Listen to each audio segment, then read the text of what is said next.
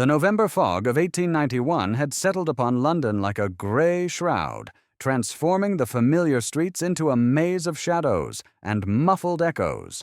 In our comfortable lodgings at 221B Baker Street, the gas lamps flickered against the encroaching gloom, while a coal fire crackled cheerfully in the grate. I had spent the better part of the evening attempting to organize my medical notes, but found myself repeatedly distracted by the restless energy that emanated from my companion, Mr. Sherlock Holmes. For the past week, the great detective had been in one of his peculiar moods of enforced inactivity. The criminal classes of London seemed to have entered a period of uncharacteristic lethargy, leaving Holmes to pace our sitting room like a caged panther, his sharp features drawn with the frustration of an intellect denied its proper sustenance. He had taken to conducting chemical experiments at all hours, filling our chambers with noxious vapors and the occasional small explosion, much to Mrs. Hudson's vocal displeasure. "Watson," he declared suddenly, interrupting my contemplation of a particularly challenging case of tropical fever, "I am convinced that the criminal mind of our great metropolis has gone into hibernation. Even the most enterprising of our felonious fraternity appear to have developed an alarming respect for the law, or at least for the dampness of Pentonville Prison." I set aside my journal and regarded my friend with the mixture of amusement and concern that his dramatic pronouncements often inspired. "Surely, Holmes, a period of quiet is welcome after the exertions of the Boscombe Valley affair. Even your remarkable constitution requires occasional rest." Holmes waved a dismissive hand, his gray eyes reflecting the firelight with an almost feverish intensity. "Rest is for the ordinary mind, my dear fellow. My brain rebels against stagnation. Give me the most abstruse cryptogram, the most intricate analysis, and I am in my proper atmosphere. But this silence, this absence of intellectual challenge, it is more wearing than the most arduous investigation." As if summoned by his complaint against the quietude of our existence, the sharp peal of our bell echoed through the chambers below. Holmes straightened immediately, his entire demeanor transforming from languid dissatisfaction to alert anticipation. "A client," I observed, noting the sudden change in his posture. "More than that, Watson," Holmes replied, his head cocked to one side in that characteristic attitude of intense listening. "Observe the nature of the summons, a single prolonged ring, followed by a shorter one, not the impatient jabbing of a man in immediate distress, nor the hesitant touch of one uncertain of his welcome. This is the measured approach of a gentleman accustomed to being received, yet one laboring under considerable emotional strain." The sound of Mrs. Hudson's measured tread upon the stairs confirmed the approach of our visitor. A moment later she appeared at our door, her expression bearing that particular mixture of disapproval and curiosity that invariably accompanied the arrival of a new case. "A Mr. Pemberton to see you, Mr. Holmes," she announced. "Says it's a matter of the utmost urgency, though he seems a respectable enough gentleman." "Show him up at once, Mrs. Hudson," Holmes replied, already moving to clear a space among the chemical apparatus that cluttered our table. "And perhaps you might bring some brandy. Our visitor will have need of it, I suspect." The man who entered our chamber was indeed the picture of respectability, yet one glance at his haggard features revealed the truth of Holmes's prediction. Mr. Pemberton was a gentleman of perhaps 45 years, well dressed in the conservative fashion favored by the professional classes, with thinning brown hair and the pale complexion of one who spent his days in an office. His hands trembled slightly as he removed his gloves, and there were dark circles beneath his eyes that spoke of many sleepless nights. "Mr. Holmes," he began, his voice carrying the cultured tones of education but betraying an underlying tension, "I come to you because I fear I am going mad, or worse, that something beyond the realm of natural explanation has taken residence in my home."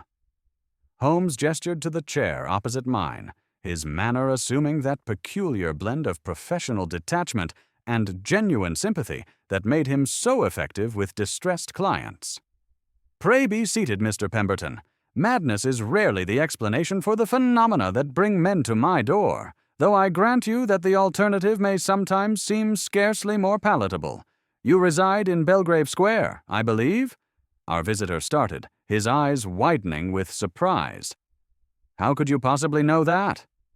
"The clay upon your boots is of a particular reddish hue, found only in the vicinity of the building works currently underway near Belgrave Square," Holmes explained with evident satisfaction. "Moreover, your walking stick bears the distinctive scratch marks that result from contact with the iron railings common to that neighborhood. But these are trifles. Pray tell us what has brought you here on so disagreeable an evening." Mr. Pemberton accepted the brandy that Mrs. Hudson provided with a grateful nod, taking a substantial draught before beginning his account.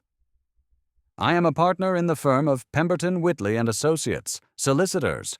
My practice is well established, my domestic situation comfortable. I have been married for 15 years to a woman of impeccable character, and we have 2 children, both of whom are the light of our existence. Until 3 weeks ago, Mr. Holmes, I would have described my life as enviably ordinary."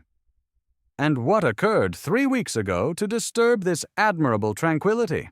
Holmes inquired, settling back in his chair with the air of a man preparing to savor a particularly fine vintage. "The footsteps began," Pemberton replied, his voice dropping to barely above a whisper. "At first I thought nothing of it. Old houses settle. Servants move about at night. Children sometimes walk in their sleep. But these were different." "In what way different?" I asked, leaning forward with professional interest. "They made no sound, Doctor," Pemberton said, his eyes meeting mine with an expression of profound bewilderment. "I know how that must sound to rational men such as yourselves, but I swear to you, these footsteps could be felt rather than heard. The floorboards would creak in sequence, as if under the weight of a man pacing back and forth, yet there was no accompanying sound of footfall. It was as if some invisible presence walked our halls, leaving only the evidence of its passage in the groaning of the wood." Holmes had grown very still, his sharp features assuming that expression of intense concentration that I had learned to associate with his most challenging cases. "These silent footsteps, where in your house do they manifest themselves?" "Always in the same location," Pemberton replied, his hands gripping his brandy glass with white-knuckled intensity. "The corridor outside my study on the first floor. The pattern never varies. 7 paces from the head of the stairs to my door, a pause of perhaps 30 seconds, then 7 paces back. This continues for precisely 1 hour, always between the hours of midnight and 1 o'clock in the morning." "Have others in your household observed this phenomenon?" Holmes asked. "My wife has heard, or rather felt, the disturbance on several occasions. The servants claim ignorance, though I have noticed that our housemaid has taken to crossing herself whenever she passes that particular corridor. The children, thankfully, sleep soundly and have not been disturbed." "You mentioned that this began 3 weeks ago," Holmes observed. "Has anything else of an unusual nature occurred in your household during this period?" Pemberton's face grew even paler, if such a thing were possible. 2 nights ago, I discovered that my study had been entered during the night. Nothing was stolen, but my papers had been disturbed, my desk drawers opened, and their contents examined. Yet the room had been locked, Mr. Holmes, and I carry the only key. The windows were secured from within, and there were no signs of forced entry." "Most intriguing," Holmes murmured, his eyes gleaming with that peculiar light that indicated his complete absorption in a problem. "Tell me, Mr. Pemberton, what manner of papers were disturbed? Legal documents relating to your practice, or materials of a more personal nature?" "That is perhaps the most disturbing aspect of the entire affair," Pemberton replied, his voice trembling slightly. The intruder appeared to have focused entirely upon documents relating to a particular case from my past, the settlement of the estate of one Colonel Mortimer Ashford, who died some 5 years ago, under circumstances that were somewhat irregular. Holmes sat forward abruptly, his entire body tense with interest. "Irregular in what manner?" The colonel was found dead in his library, apparently having suffered a heart attack while reading. However, there were certain aspects of his death that troubled the authorities at the time. The door to his library was found locked from the inside, yet the key was missing. His papers had been disturbed, and a substantial sum of money that he was known to keep in his safe had vanished.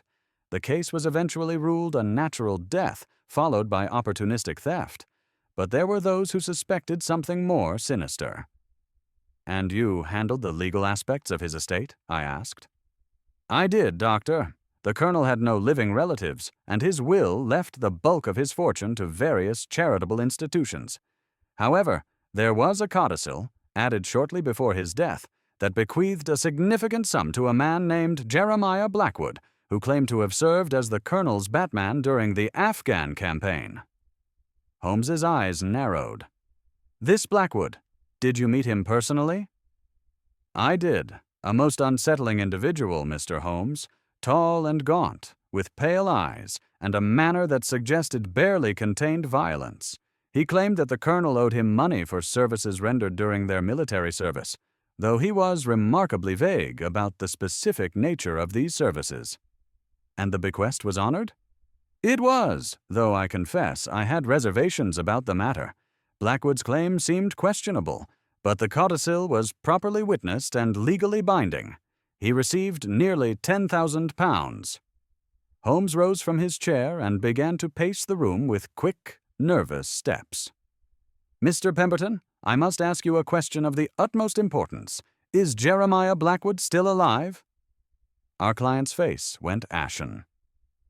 I do not know, Mr. Holmes. After receiving his inheritance, he disappeared entirely. I made some inquiries at the time, but could find no trace of him. It was as if he had simply vanished. And now, 5 years later, silent footsteps pace outside your study, and documents relating to the Ashford estate are mysteriously examined, Holmes mused, his voice taking on that tone of grim satisfaction that indicated the emergence of a theory. "Tell me, Mr. Pemberton, did you ever suspect that there was more to Colonel Ashford's death than met the eye?" Pemberton was silent for a long moment, staring into the depths of his brandy glass as if seeking answers in its amber depths. When he finally spoke, his voice was barely audible. "I feared it, Mr. Holmes. The circumstances were so very convenient for Blackwood's purposes. A locked room, a missing key, disturbed papers, and a codicil that appeared at precisely the right moment to benefit a man with no other claim to the colonel's estate." "Yet you said nothing to the authorities?" "I had no proof, only suspicions. And Blackwood, there was something about him that discouraged close scrutiny. He had a way of looking at a man that suggested unpleasant consequences for those who asked too many questions." Holmes ceased his pacing and turned to face our client, his expression grave. "Mr. Pemberton, I fear that your silent visitor may be connected to events from 5 years past. Someone wishes to know what you discovered about the Ashford case, and they are willing to employ most unusual methods to obtain that information." "But the footsteps make no sound," Pemberton protested. "How is such a thing possible?" "In my experience," Holmes replied with a thin smile, "the impossible is merely the improbable waiting to be properly understood. Watson, your coat and service revolver. We shall accompany Mr. Pemberton to Belgrave Square tonight and make the acquaintance of his silent visitor." As I gathered my things, my mind raced with the implications of what we had heard. A mysterious death, a questionable inheritance, and now supernatural-seeming manifestations in the home of the solicitor who had handled the legal proceedings. It was indeed a case worthy of Holmes's unique talents, though I could not shake the feeling that we were about to encounter something far more dangerous than a mere ghost. The game, as my friend was fond of saying, was afoot. The cab journey through London's fog-shrouded streets was conducted in contemplative silence, broken only by the rhythmic clatter of hooves upon wet cobblestones.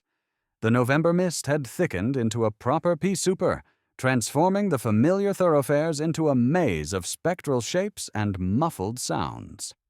Gas lamps appeared as dim halos in the yellow murk, their light barely penetrating the swirling vapor that clung to the pavement like some primordial creature reluctant to release its grip upon the city. Holmes sat hunched in the corner of our hansom, his sharp profile barely visible beneath the brim of his hat. To the casual observer, he might have appeared to be dozing, but I recognized the signs of intense mental activity, the slight tension in his shoulders, the occasional twitch of his long fingers, the way his breathing had settled into the measured rhythm that accompanied his deepest cogitations. His remarkable brain was processing every detail we had learned, sorting possibilities and discarding improbabilities with the efficiency of a master craftsman selecting tools for delicate work. "Tell me, Mr. Pemberton," Holmes said suddenly, his voice cutting through the silence without warning.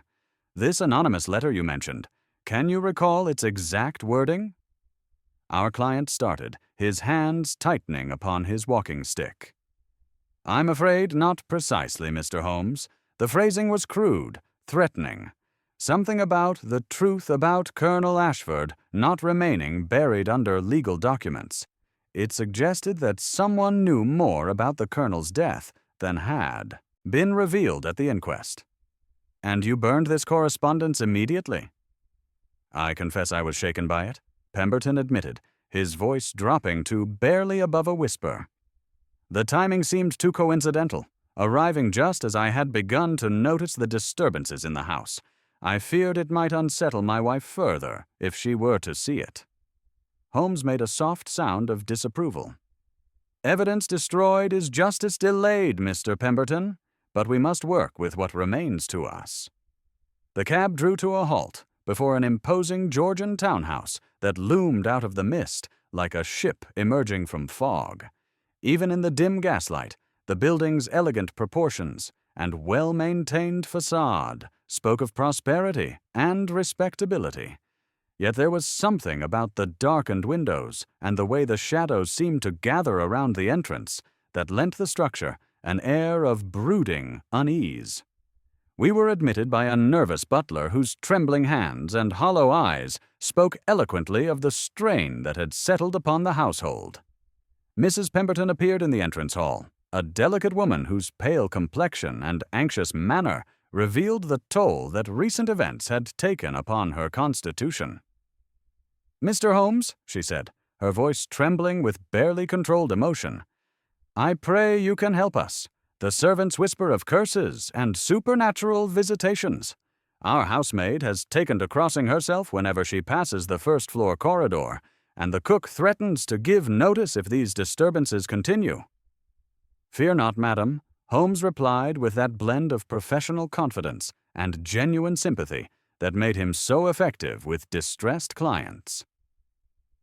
"In my experience, ghosts rarely adhere to such rigid schedules. If we are dealing with a supernatural agency, it is one possessed of remarkably punctual habits."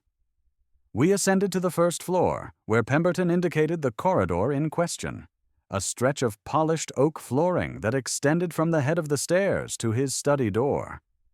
Holmes immediately dropped to his knees, producing his magnifying lens and beginning a minute examination of the floorboards.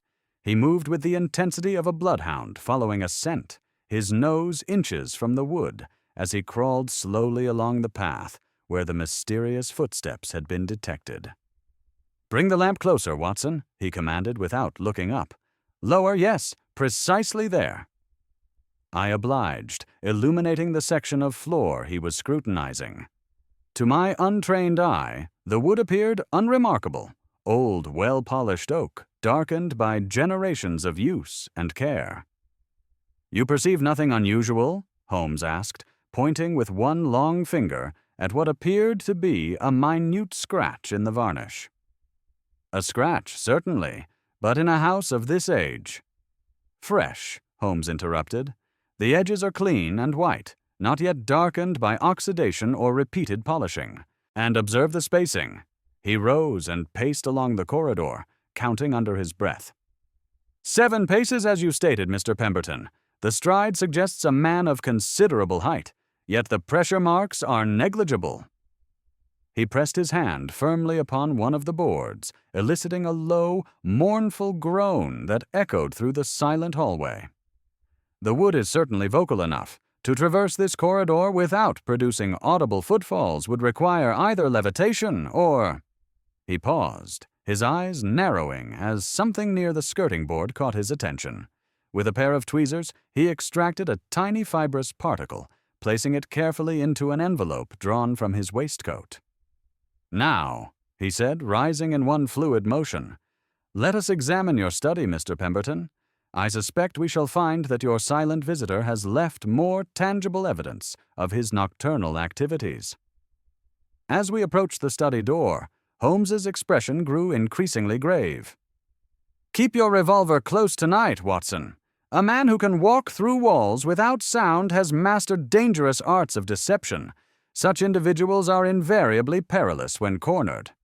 The game, as my friend was fond of observing, was indeed afoot, and I sensed that before this night was through, we would discover whether we faced a supernatural adversary or something far more dangerous, a living enemy possessed of both cunning and deadly intent. The cab journey to Belgrave Square had consumed the better part of an hour, the fog transforming familiar landmarks into ghostly approximations of themselves. Holmes had maintained his characteristic silence throughout, his sharp profile occasionally illuminated by the passing gas lamps, as his remarkable mind processed the information we had gathered. Upon our arrival, Pemberton's butler admitted us with visible relief, his normally impassive features betraying the strain that had settled upon the entire household.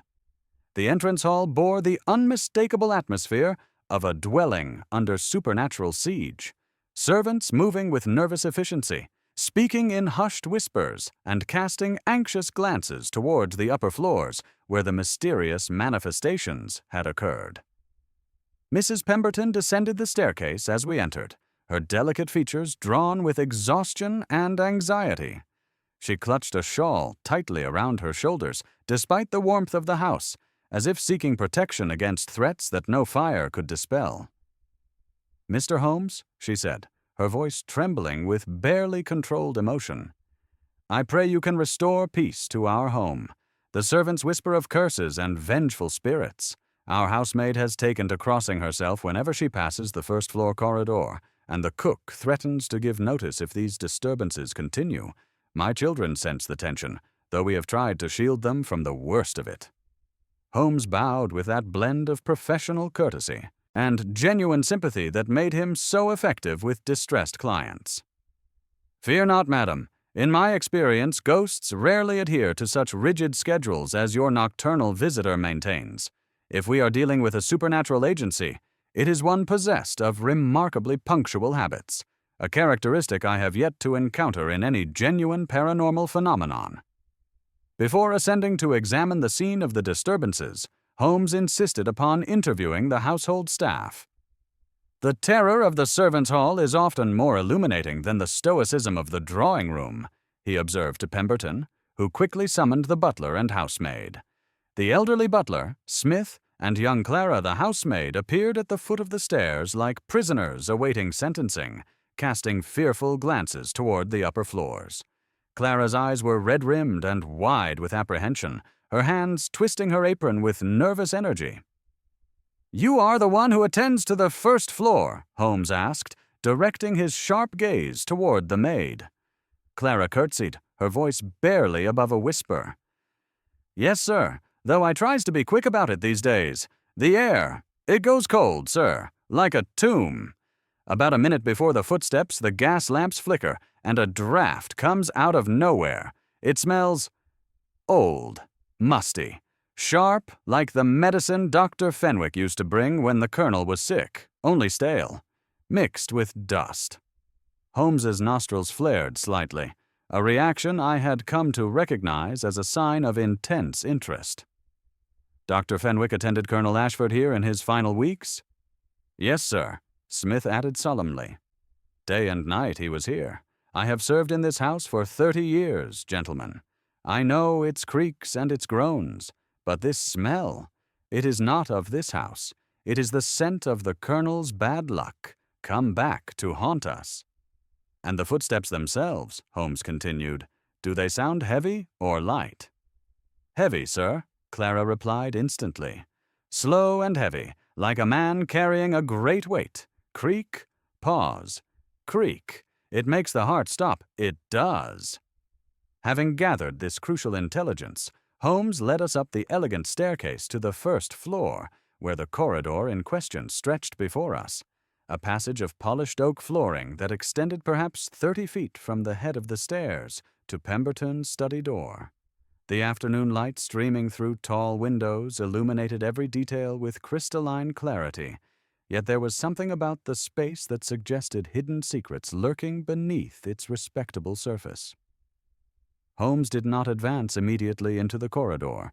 He remained for a moment at the head of the stairs, his keen gaze traveling slowly from skirting board to cornice, from lamp bracket to window recess, his mind already constructing and rejecting hypotheses with astonishing rapidity. "You keep few rugs here," he remarked to Pemberton. "The boards are handsome and well seasoned," our client replied, with a faint touch of wounded house pride. "My wife would think it a pity to conceal them." "Quite so. And you have not altered the arrangement since the disturbances began?" When Pemberton confirmed this, Holmes nodded approvingly. "An admirable restraint. Show me exactly where you position yourself when you observe these phenomena." Pemberton indicated a spot halfway along the corridor beside a small table. "I can see the head of the stairs from here, and feel the passage of the steps as clearly as if a man walked past my very chair. Yet the eye perceives nothing." Holmes immediately dropped to his knees, producing his magnifying lens and beginning the minute examination that had become his trademark. He moved with the intensity of a bloodhound, following a scent, his nose inches from the wood as he crawled slowly along the path where the mysterious footsteps had been detected. "Bring the lamp closer, Watson," he commanded without looking up. "Lower, yes, precisely there." Under the oblique illumination, faint lines of abrasion became visible, crossing several boards at right angles, too shallow for weight-bearing wheels, yet clearly indicating repeated passage of some object across the floor.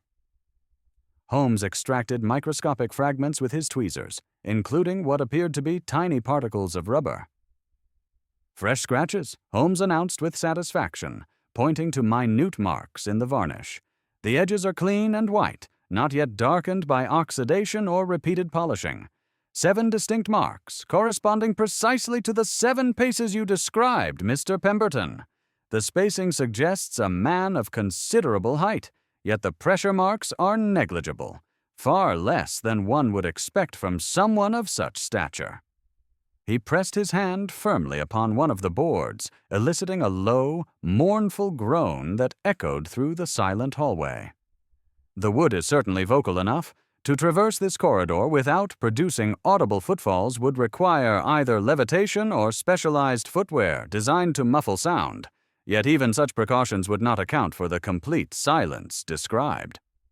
Holmes rose and began examining the walls with equal intensity, running his hands along the wainscoting with the delicacy of a safecracker feeling for tumblers. His fingers traced the ornate molding, testing each section for movement or irregularity. Near the linen cupboard at the corridor's far end, his exploration was rewarded. A section of paneling yielded slightly under pressure, revealing a hairline crack invisible to casual inspection. "Aha!" Holmes breathed, working at the hidden mechanism with practiced skill. With a soft click that seemed unnaturally loud in the tense silence, a narrow panel swung inward, revealing a dark cavity between the walls. "Our visitor has prepared more thoroughly than we initially suspected." Holmes struck a match, illuminating the cramped space beyond.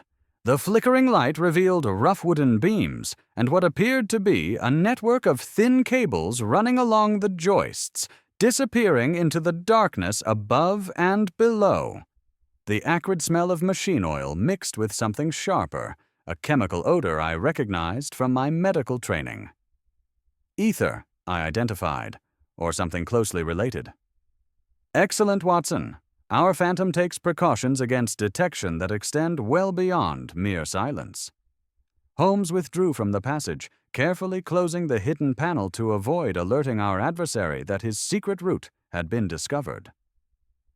A passage system, Pemberton whispered, his face pale with the realization of how thoroughly his home had been violated. But surely this would require extensive knowledge of the house's construction. Indeed, Holmes replied, brushing dust from his coat. Knowledge that could only be obtained through careful reconnaissance or direct involvement in recent renovations. You mentioned that floor refinishing work was conducted 6 weeks ago? Yes, by a firm recommended by Dr. Fenwick, one of the witnesses to the Ashford codicil. He claimed to know of reliable craftsmen who had worked on his own property. Holmes's eyes gleamed with that familiar light of intellectual pursuit. And thus our web of conspiracy extends its threads. The floor refinishing provided perfect cover for installing whatever mechanisms our phantom requires for his nocturnal performances. 6 weeks would be ample time to prepare this elaborate deception. Before examining the study itself, Holmes turned his attention to the door and its lock mechanism. He scrutinized the brass keyhole with his magnifying lens, his trained eye detecting what mine could not. The lock has been oiled recently, he observed. There are microscopic scratches on the lower plate, not the clumsy marks of a picklock, but the faint traces of a key that fits imperfectly. A copy, perhaps, filed down from a blank. He looked at me, his expression grave. We are not dealing with a disembodied spirit, Watson. We are dealing with a living intelligence that has access to this house, knowledge of its history, and the technical skill to manipulate its very structure. Someone has invested significant time, effort, and expertise in terrorizing this household, and I suspect their ultimate objective extends far beyond mere psychological warfare. As Holmes finally opened the study door, revealing the violated sanctuary beyond, I could not shake the feeling that we were approaching the heart of a conspiracy far more complex and dangerous than the supernatural harassment it appeared to be. The hidden passages, the sophisticated mechanical systems, the careful timing, all spoke of planning and purpose that extended well beyond simple intimidation. The ghost is merely the curtain, Holmes declared as we prepared to examine the disturbed papers within. We must now look behind it to discover what earthly drama requires such elaborate concealment. The game was indeed afoot, and before this night was through, we would discover whether we faced mere theatrical deception or something far more sinister lurking in the shadows of Belgrave Square. The study proved to be a gentleman's sanctuary that had been violated with surgical precision. Holmes moved through the room like a bloodhound, following an invisible trail, his sharp eyes cataloging every detail while his hands remained carefully clasped behind his back. The mahogany desk, positioned to catch the morning light from tall windows overlooking Belgrave Square, bore the unmistakable signs of methodical search. Your intruder was no common burglar, Mr. Pemberton, Holmes announced after several minutes of silent examination. He produced his magnifying lens and bent over the desk's leather surface. Observe these faint impressions upon the blotter, the marks of fine kid gloves, a gentleman's hands, or at least those of someone who understands the value of leaving no fingerprints. I moved closer, studying the scattered documents that lay across the green baize surface. Legal briefs tied with red tape had been carefully moved aside, creating a central clearing where a single folder lay open, its contents spilled in apparent haste. The Ashford papers, Pemberton whispered, his face growing pale in the gaslight. I kept them locked in the bottom drawer. The lock has been expertly manipulated, Holmes interrupted, kneeling beside the drawer in question. His lens caught the light as he examined the brass escutcheon. Not forced, but coerced by someone skilled in the arts of surreptitious entry. There are fresh scratches upon the tumblers, microscopic but unmistakable. Your nocturnal visitor possesses talents that extend well beyond silent walking. Rising with fluid grace, Holmes turned his attention to the arrangement of the disturbed papers. Note how the documents relating to Colonel Ashford's will itself remained largely undisturbed, while those concerning the codicil and its beneficiary have been thoroughly examined. Someone wished to know what you discovered about that particular bequest, Mr. Pemberton, or what you might remember if properly prompted. Our client sank into a leather chair, his hands trembling slightly. But I discovered nothing concrete, Mr. Holmes. The codicil was properly witnessed and legally binding, despite my private reservations. Tell me about these witnesses, Holmes said sharply. You mentioned them briefly, but I require details. 2 gentlemen, both claiming to be former military colleagues of the Colonel, Captain Reginald Thornbury and Dr. Marcus Fenwick. They appeared at my office to verify their signatures on the codicil as required by law. And their demeanor, their appearance, Pemberton's brow furrowed in concentration. Professional, certainly. Captain Thornbury was a distinguished gentleman of perhaps 50 years, with gray whiskers and the bearing of a cavalry officer. Dr. Fenwick appeared younger, dark-haired, with the precise manner one expects of a military surgeon. Both seemed genuinely grieved by the Colonel's death. Holmes had moved to examine the window, testing the latch, and studying the frame with minute attention. Locked from within, as you stated. No signs of tampering. He turned back to the room, his gaze sweeping across every surface. The intruder entered through the door, using skills that suggest either professional training or extensive practice in less legitimate pursuits. But how could he possess a key? I asked. Mr. Pemberton stated that he holds the only one. An excellent question, Watson. Mr. Pemberton, you mentioned that you never leave your keys with anyone. But what of your daily routine? Do you hang your coat in a common area at your offices? Our client's face went ashen. The cloakroom at Lincoln's Inn. I suppose anyone with access to the chambers could, but surely none of my staff would. Desperation makes thieves of honest men, Holmes observed, and knowledge of compromising information can be more valuable than gold to someone facing financial ruin or professional disgrace. He produced a small leather case from his pocket, extracting several delicate instruments that I recognized as his lock-picking tools. Kneeling before the study door, he examined the mechanism with the focused intensity of a surgeon preparing for a delicate operation. The scratches are fresh, he announced after several moments. Made within the last few days, I should estimate. Your intruder has visited this room more than once, Mr. Pemberton. The first occasion was likely for reconnaissance, to determine the location of the Ashford documents. The second was for their examination. Then he knows whatever secrets those papers contain? Pemberton asked, his voice barely above a whisper. Perhaps. Or perhaps he discovered that the true secrets lie not in what is written, but in what was deliberately omitted. Holmes rose, his expression grave. The codicil that benefited Jeremiah Blackwood, was it in the Colonel's hand or dictated to another? Dictated to his secretary, a Miss Adelaide Hartwell. The Colonel's arthritis had grown quite severe in his final months. And this Miss Hartwell, where might she be found now? I'm afraid she died the following winter. Consumption, I believe. Holmes's eyes narrowed with that peculiar intensity that indicated the emergence of a theory. How remarkably convenient. The beneficiary vanishes, the secretary dies, and the witnesses disappear into the anonymity of military service.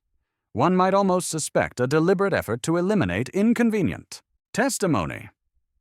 The clock in the hallway chimed 11 times, its resonant tones echoing through the silent house. Holmes straightened, his hand moving instinctively to the revolver concealed beneath his coat. We have 1 hour, gentlemen, before our silent visitor is scheduled to begin his nightly perambulation. Watson and I shall remain here to make his acquaintance. I suspect that when we finally meet this phantom walker, we shall discover that his footsteps are silent, for reasons far more ingenious than supernatural intervention. As if summoned by his words, a cold draft swept through the room, causing the gas flames to flicker ominously. In the sudden play of light and shadow, the study seemed to take on an almost sinister aspect, its familiar comfort transformed into something altogether more threatening. The game was indeed afoot, and I could not shake the feeling that before this night was through, we would confront not merely a burglar, but something far more dangerous, a killer who had waited 5 long years to complete his deadly work. The interval between 11 o'clock and midnight stretched before us with peculiar elasticity, each minute seeming to elongate under the weight of anticipation. Holmes had insisted that we extinguish all but a single lamp in the study, positioning ourselves in the shadows behind a massive bookcase that afforded us clear observation of both the door and the corridor beyond. Mr. Pemberton had reluctantly retired to his bedchamber at Holmes's firm insistence, though the poor man's pallor suggested he would find little rest this night. The house settled into that profound stillness that precedes the witching hour, when even the normal creaking of old timbers seems to pause in expectation. Holmes remained utterly motionless beside me, his breathing so shallow as to be nearly imperceptible, yet I could sense the coiled tension in his lean frame. His eyes gleamed with that peculiar intensity that indicated his complete absorption in the problem at hand. I checked my service revolver for the 3rd time, finding comfort in its solid weight. The rational part of my mind insisted that we faced nothing more supernatural than human ingenuity, yet the prospect of confronting the unknown in the dead of night tends to unsettle even the most scientific temperament. The clock in the drawing-room below began its sonorous announcement of midnight, each chime resonating through the silent house with the solemnity of a funeral bell. As the final note faded into silence, a subtle change came over the atmosphere, a drop in temperature that seemed to press against the very air in the room. Then it began. From the corridor outside came the unmistakable groan of floorboards, yielding under weight, moving in measured sequence from the head of the stairs toward the study door. Yet there was no accompanying sound of footfall, no shuffle of leather upon wood, no click of heel, no soft pad of sole. Only the reluctant protest of ancient oak as something traversed the corridor with deliberate, ghostly precision. The effect was profoundly unsettling. Even with Holmes's rational explanations fresh in my mind, my pulse quickened as the creaking boards approached our position. 7 distinct compressions, each separated by a pause of perhaps 2 seconds, suggesting a slow, methodical gait. Holmes, however, showed no sign of supernatural dread. His nostrils flared slightly, and I saw him lean forward with sudden interest. "The scent, Watson," he whispered, barely audible. "Do you detect it?" I inhaled carefully and caught a faint chemical odor, sharp, medicinal, and oddly familiar. "Ether," I breathed, "or something closely related. Our phantom takes precautions against detection that extend beyond mere silence." The invisible presence reached the study door and paused, just as Pemberton had described. 30 seconds passed, an eternity in which I could hear my own heartbeat thundering in my ears. Then the sequence began again, retreating toward the stairs with the same eerie precision. "Remarkable consistency," Holmes murmured as the sounds faded. "Our adversary maintains perfect timing and spacing. This speaks of mechanical assistance rather than supernatural intervention." When the corridor had been silent for several minutes, Holmes rose with fluid grace and crossed to the door. He opened it cautiously and stepped into the hallway, dropping immediately to his knees with his magnifying lens. In the dim gaslight, I saw him examining the floorboards with minute attention. "Bring the lamp closer, Watson. Yes, precisely there." I illuminated the section he indicated, revealing what appeared to be ordinary polished oak. But Holmes's trained eye had detected what mine had missed. Tiny scratches in the varnish, fresh and white-edged, arranged in a peculiar pattern along the boards. "Note the regularity," he said, tracing the marks with one long finger. "And observe this." He pressed firmly upon one of the boards, eliciting a low, mournful groan that echoed through the silent hallway. The wood is certainly vocal, yet our visitor managed to traverse this same path without producing audible footfalls. He produced his tweezers and extracted several minute particles from between the floorboards, tiny fragments of rubber, barely visible to the naked eye. "Specialized footwear," he announced with satisfaction, "designed to muffle sound while still allowing sufficient pressure to activate the natural complaints of aged timber." "But Holmes," I protested, "even with rubber soles, surely some sound would be audible. The complete silence is what makes the phenomenon so unnerving." "Precisely, Watson, which suggests our ghost employs additional methods to achieve his ethereal effects." Holmes's gaze traveled upward to the ornate ceiling molding that ran the length of the corridor.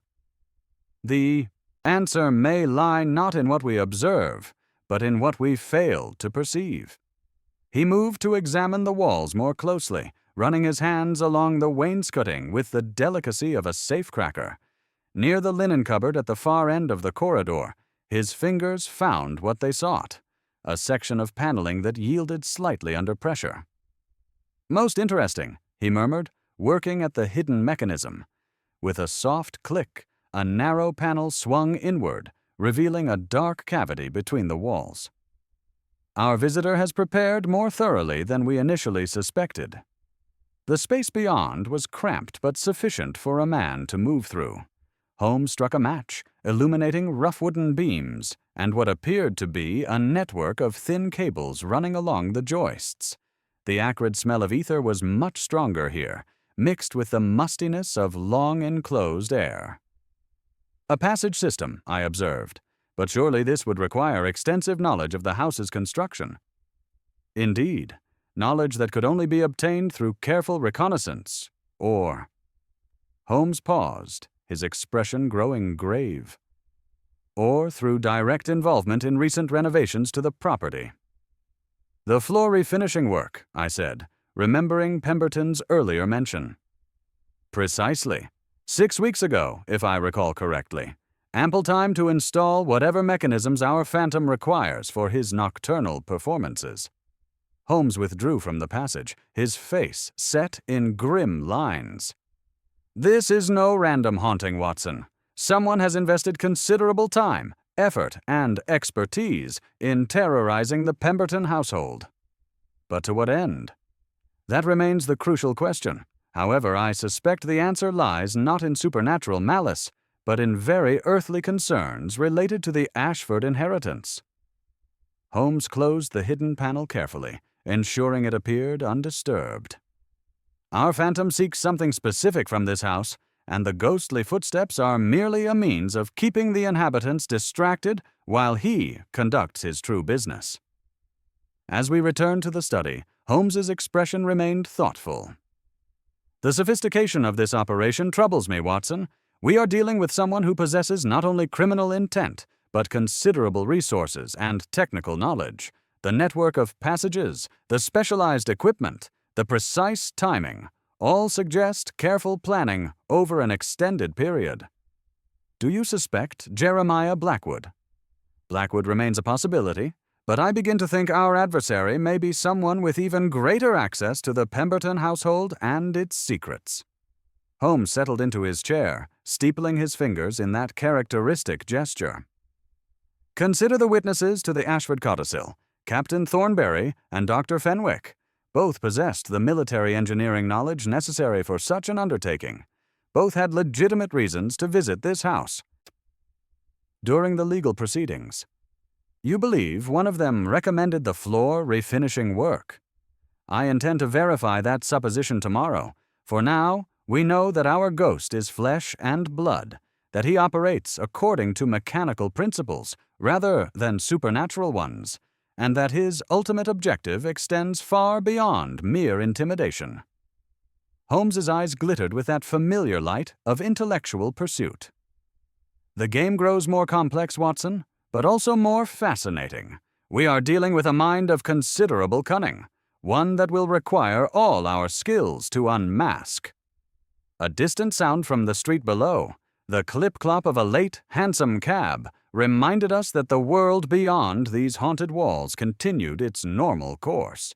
Yet within the Pemberton house, we had discovered evidence of a conspiracy that reached back 5 years to a suspicious death and forward to an uncertain but undoubtedly dangerous resolution.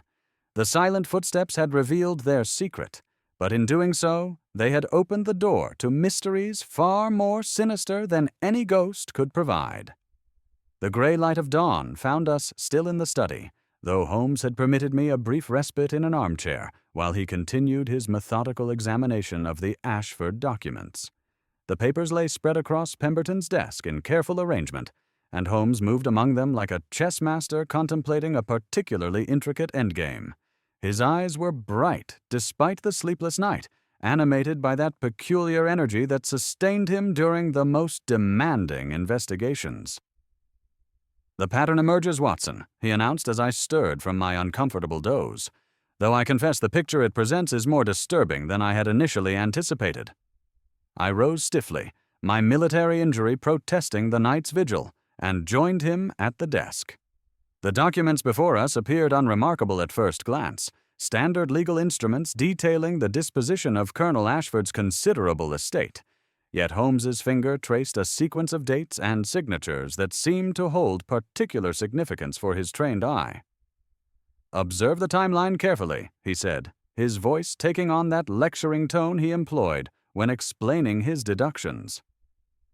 Colonel Ashford died on the 15th of March, 1886. The codicil benefiting Jeremiah Blackwood was added to his will on the 10th of March, a mere 5 days before his death.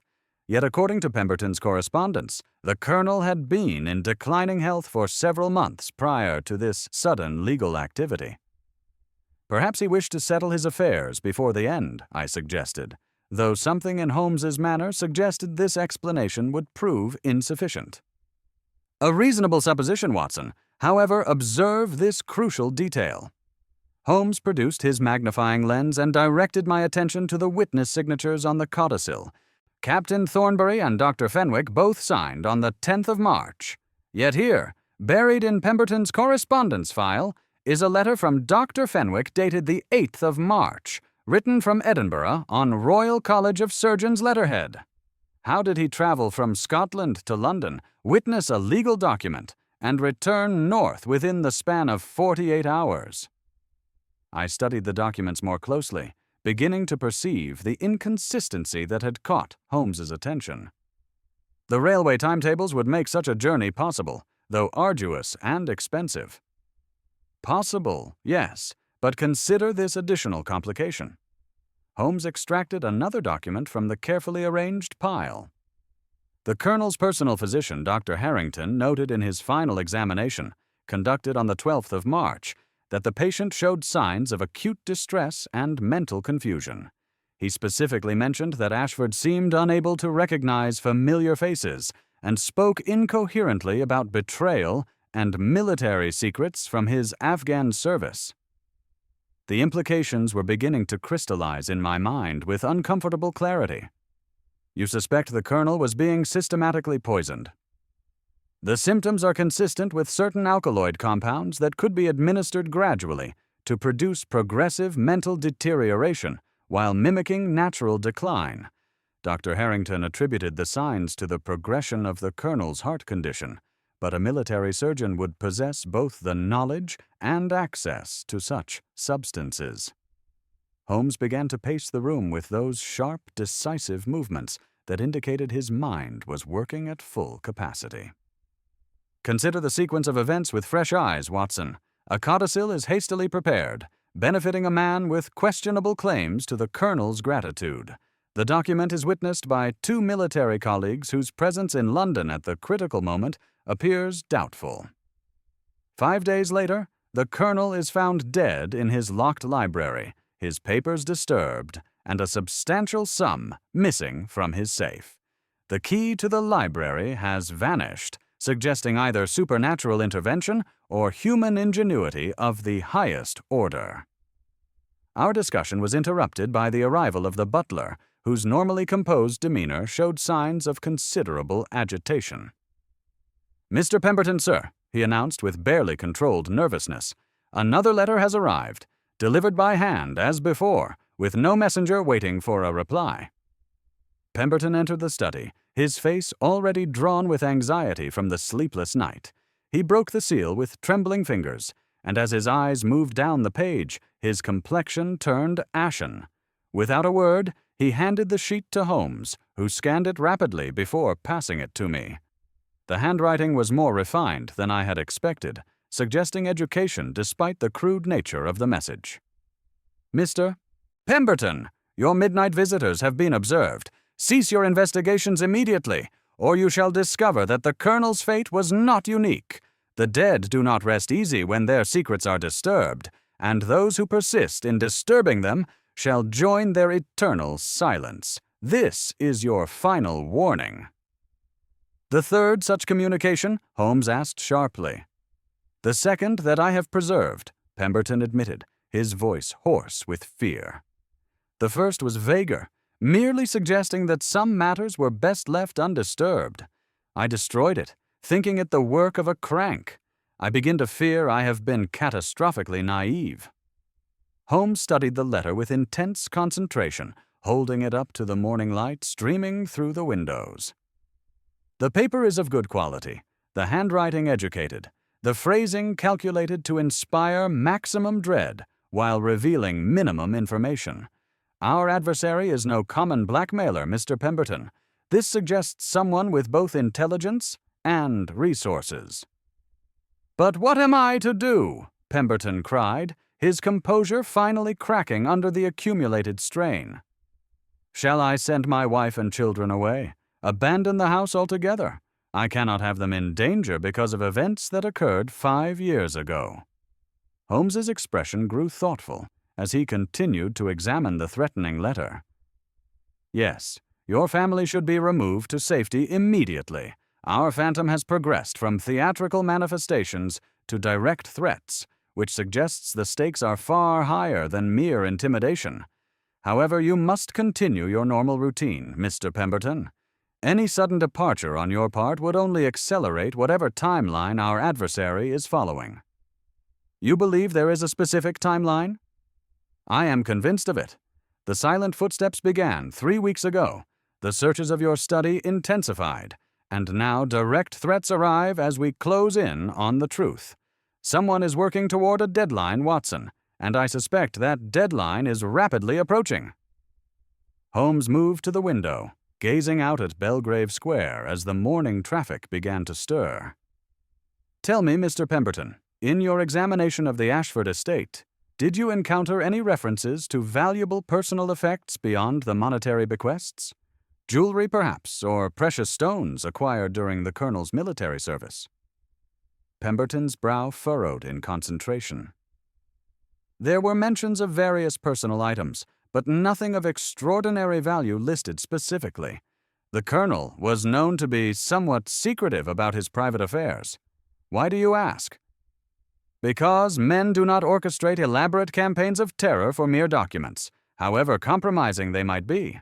The theatrical nature of these manifestations, the sophisticated equipment we discovered, the long-term planning, all suggest a prize worthy of such investment." I had been studying the threatening letter while Holmes questioned Pemberton, and something about the watermark caught my attention. Holmes examined this paper more closely.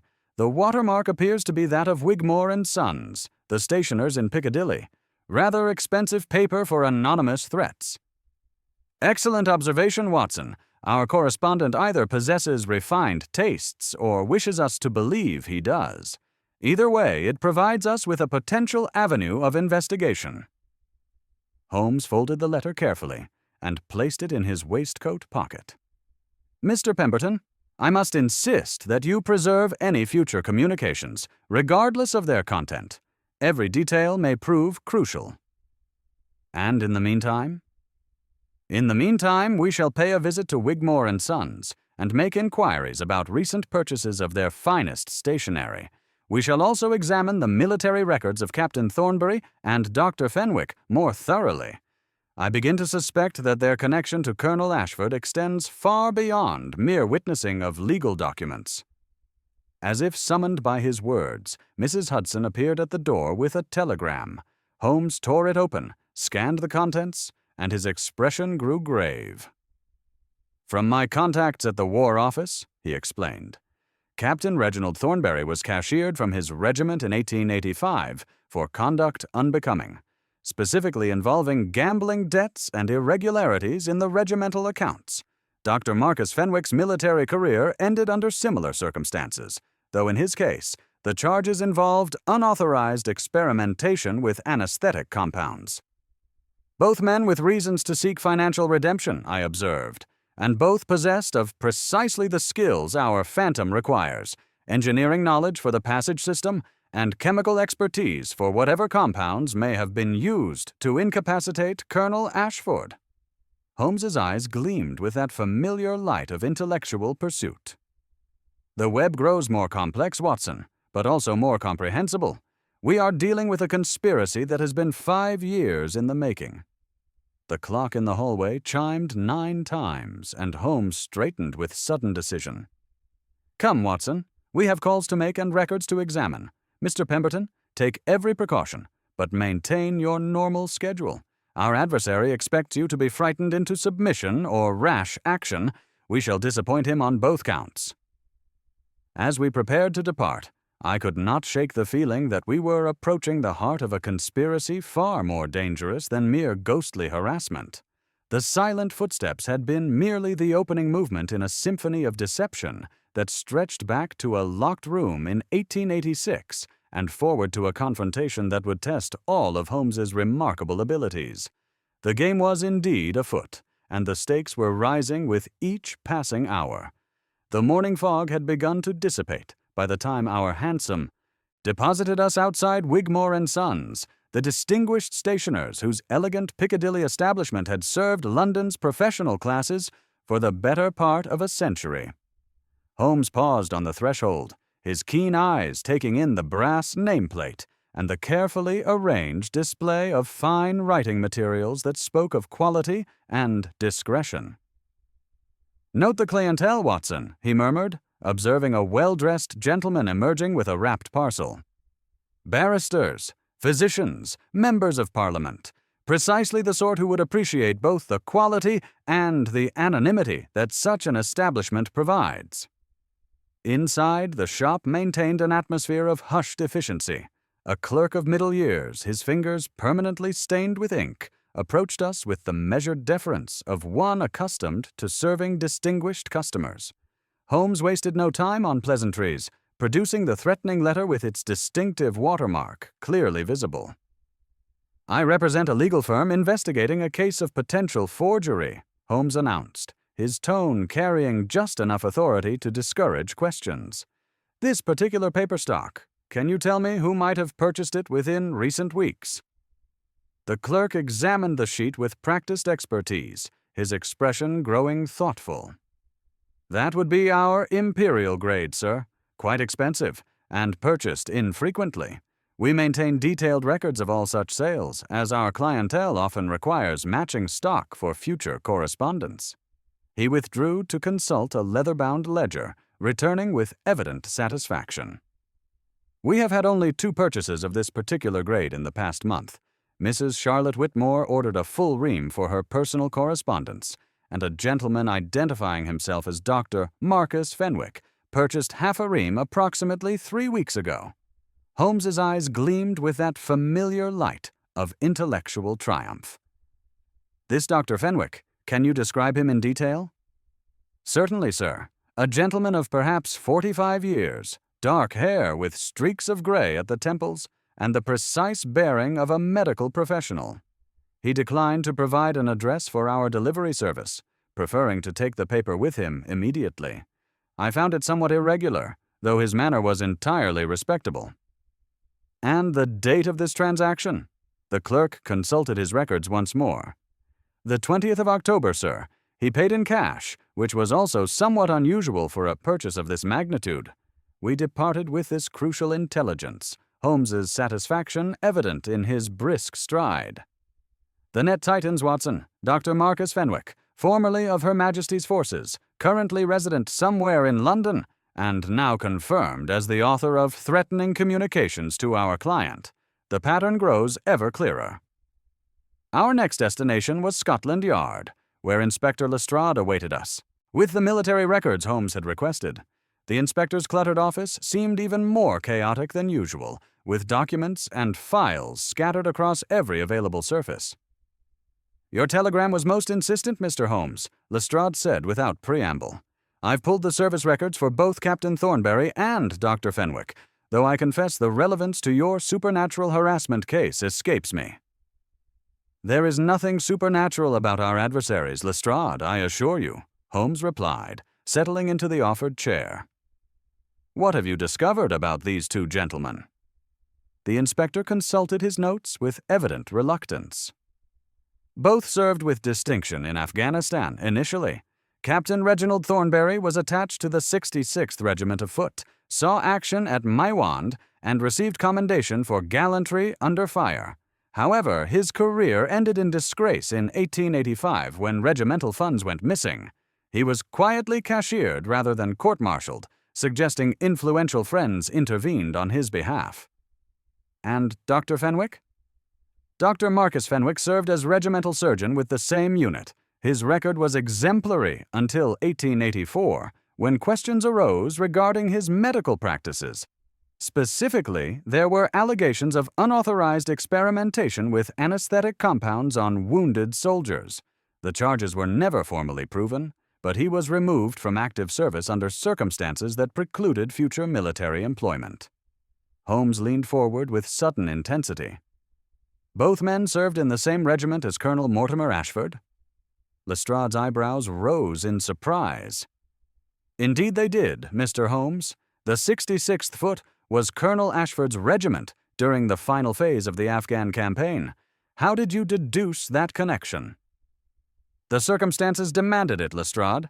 3 men, all disgraced or deceased, all connected to the same military unit, all involved in events surrounding a suspicious death and a questionable inheritance. The pattern is unmistakable." Holmes rose and began to pace the cramped office with characteristic energy. "Tell me, what became of these two gentlemen after their military careers ended so abruptly?" "That's where the official trail grows cold, Mr. Holmes. Thornbury appears to have left England shortly after his disgrace. There are unconfirmed reports of him in various colonial postings: India, Burma, Ceylon, always in civilian capacity and never for extended periods. Fenwick similarly vanished from respectable society, though there are rumors of a doctor matching his description practicing in questionable establishments throughout London's East End." "Questionable in what manner?" "The sort of places where a man might obtain substances not readily available through legitimate medical channels, if you take my meaning. Opium dens, illegal gambling establishments, houses of ill repute that cater to clients with unusual requirements." Holmes's expression grew increasingly grave as the implications became clear. "And what of Colonel Ashford himself? What was his specific role within the regiment?" "Intelligence officer primarily, responsible for gathering information about tribal movements, enemy positions, and the location of strategic resources, the sort of work that often involved handling valuable materials recovered from enemy positions." Lestrade paused, consulting his notes once more. "There's an interesting notation here. In the months before his retirement, Colonel Ashford was involved in the recovery of certain precious items that had been looted from a Maharaja's treasury during the chaos following the Battle of Kandahar." "Precious items," Holmes's voice carried a sharp edge of interest. "Gemstones primarily, rubies, emeralds, and diamonds of considerable value. The official records indicate that most were returned to the appropriate authorities, but there were persistent rumors that some of the more valuable pieces never made their way back to India. Nothing was ever proven, and Colonel Ashford retired with full honors and an unblemished service record." Holmes stood motionless for a long moment, his keen mind assembling the scattered pieces of evidence into a coherent theory. "Watson, do you recall what Mr. Pemberton said about the colonel's safe being found empty after his death?" "Indeed. A substantial sum was reported missing, though the amount was never specified." But what if the true loss was not money at all, but something far more valuable, something that 3 former military colleagues might have conspired to obtain through elaborate deception and, ultimately, murder? Holmes turned to Lestrade with sudden urgency. "Inspector, I require immediate access to the complete records of the original investigation into Colonel Ashford's death. Every detail, no matter how seemingly insignificant." Lestrade moved toward his filing cabinets, but paused at Holmes's next words. "I also need you to dispatch constables to watch the docks, particularly any ships departing for India or the Far East, within the next 48 hours. Our adversaries have waited 5 years for their prize. They will not wait much longer." "You believe they plan to flee the country?" "I am convinced of it. Thornbury and Fenwick are desperate men who have exhausted their patience with subtle methods. The threatening letters, the supernatural harassment, the searches of Pemberton's study, all are part of an increasingly frantic campaign to locate whatever treasure Colonel Ashford concealed before his death." I felt a chill of apprehension as the full scope of the conspiracy became apparent. "Then Mr. Pemberton and his family are in immediate danger." "Precisely my concern, Watson. These men have already committed murder once, 5 years ago. They will not hesitate to do so again if they believe it necessary to achieve their objective." Holmes gathered his coat and hat with swift, decisive movements. "We must return to Belgrave Square immediately. The silent footsteps were merely the opening movement in a symphony of deception that is rapidly approaching its crescendo."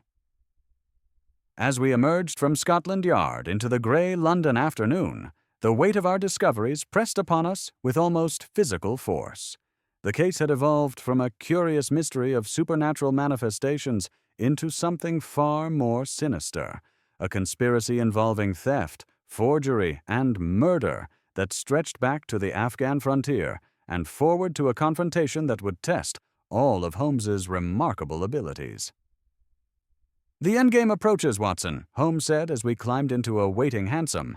"Our adversaries believe they hold the advantage of surprise and supernatural terror. They are about to discover that the hunters have become the hunted, and that the ghosts they have created may prove to be their own undoing." The cab lurched forward through the thickening afternoon traffic, carrying us toward Belgrave Square and whatever deadly resolution awaited us there. My hand moved instinctively to check my service revolver, finding grim comfort in its familiar weight. The game was indeed afoot, and I sensed that before another day had passed, we would face adversaries whose desperation made them doubly dangerous. The atmosphere in Belgrave Square had grown perceptibly more oppressive during our absence, as if the very air had thickened with malevolent intention. The Pemberton household bore the unmistakable signs of a dwelling under siege, curtains drawn tight against prying eyes, servants moving with nervous efficiency, and an almost palpable sense of dread that seemed to emanate from the very walls themselves. Holmes's satisfaction with our discoveries at Wigmore & Sons and Scotland Yard was evident in his brisk stride as we approached the front door, yet I detected an underlying tension in his manner that suggested he anticipated further developments. The butler admitted us with obvious relief, his hands trembling slightly as he took our coats. "Any further incidents during our absence?" Holmes inquired sharply, his keen eyes already scanning the entrance hall for signs of disturbance. "Nothing overt, sir," the butler replied, though his nervous manner suggested otherwise. "However, the master has been most agitated since receiving your telegram. He has been pacing the study for the better part of an hour, muttering about documents and military coordinates." We found Pemberton in precisely the state the butler had described, moving restlessly about his study while clutching a yellowed sheet of paper in his trembling hands. His face brightened with desperate hope at our entrance. "Mr. Holmes, thank heaven you have returned. Your telegram about the gemstones from Afghanistan, it triggered a memory that has been haunting me all afternoon." He held up the document with evident agitation. "Among Colonel Ashford's papers was a notation that I dismissed as meaningless at the time, but now given what you have discovered about the missing stones from the Maharaja's treasury?" Holmes crossed the room in 3 swift strides, his eyes blazing with that familiar intensity. "Show me this notation immediately, Mr. Pemberton. Every detail may prove crucial." The paper Pemberton produced was covered in the Colonel's distinctive handwriting, spidery script that spoke of advancing arthritis and declining health. Yet the content was unmistakably significant. A series of military coordinates, followed by the cryptic phrase, "Kandahar Collection, Final Repository, Ebony Guardian holds the key." "Remarkable," Holmes breathed, studying the document with his magnifying lens. The coordinates reference a location within London itself, specifically a warehouse district in Clerkenwell. The Colonel maintained a private storage facility, unknown to his household staff and hidden from his official records. "But surely Thornbury and Fenwick would have searched such a location years ago," I protested, though even as I spoke, I began to perceive the flaw in this reasoning. "Not if they were unaware of its existence, Watson. Consider their position. They arranged the Colonel's death, forged the codicil, and searched his residence thoroughly. When the gemstones were not found, they assumed he must have concealed them elsewhere, but they lacked any clue to the location. They knew that Pemberton, as the estate's legal representative, might possess documents revealing the hiding place." Holmes began that characteristic pacing that indicated his mind was working at full capacity. The silent footsteps, the supernatural harassment, the methodical searches of this study, all designed to create sufficient distraction while they examined every document in your possession. They needed time to study each paper thoroughly, which required keeping the household in a state of perpetual anxiety. "Then they have failed," Pemberton said, relief evident in his voice. "You have discovered their objective before they could achieve it." "I fear we may have inadvertently forced their hand, Mr. Pemberton." Holmes's expression had grown grave as he continued to study the notation. "Our investigation has not gone unnoticed, and desperate men are prone to desperate measures." As if summoned by his words, the sharp crack of breaking glass echoed through the house, followed by the crash of something heavy striking the study floor. Holmes moved with remarkable speed toward the window, arriving just in time to see a dark figure melting into the evening fog that had begun to settle over Belgrave Square. The projectile proved to be a smooth river stone wrapped in expensive paper, the same stationery we had traced to Dr. Fenwick. The message it carried was brief and chilling in its directness. "We know you have found the Ashford notation, the coordinates, or your life. Midnight brings the final reckoning. The ebony cane holds more than memories. It holds our future. Interfere further, and your family joins the Colonel in eternal silence." Pemberton's face went ashen as he read the threat. "They know about the notation, but how could they possibly? They have been watching the house continuously, waiting for precisely this development," Holmes interrupted, his voice tight with controlled fury. "The broken window serves multiple purposes, delivering their ultimatum while demonstrating their proximity and willingness to escalate to violence." I examined the shattered glass, noting the precise angle of entry. "The shot came from the small park across the square.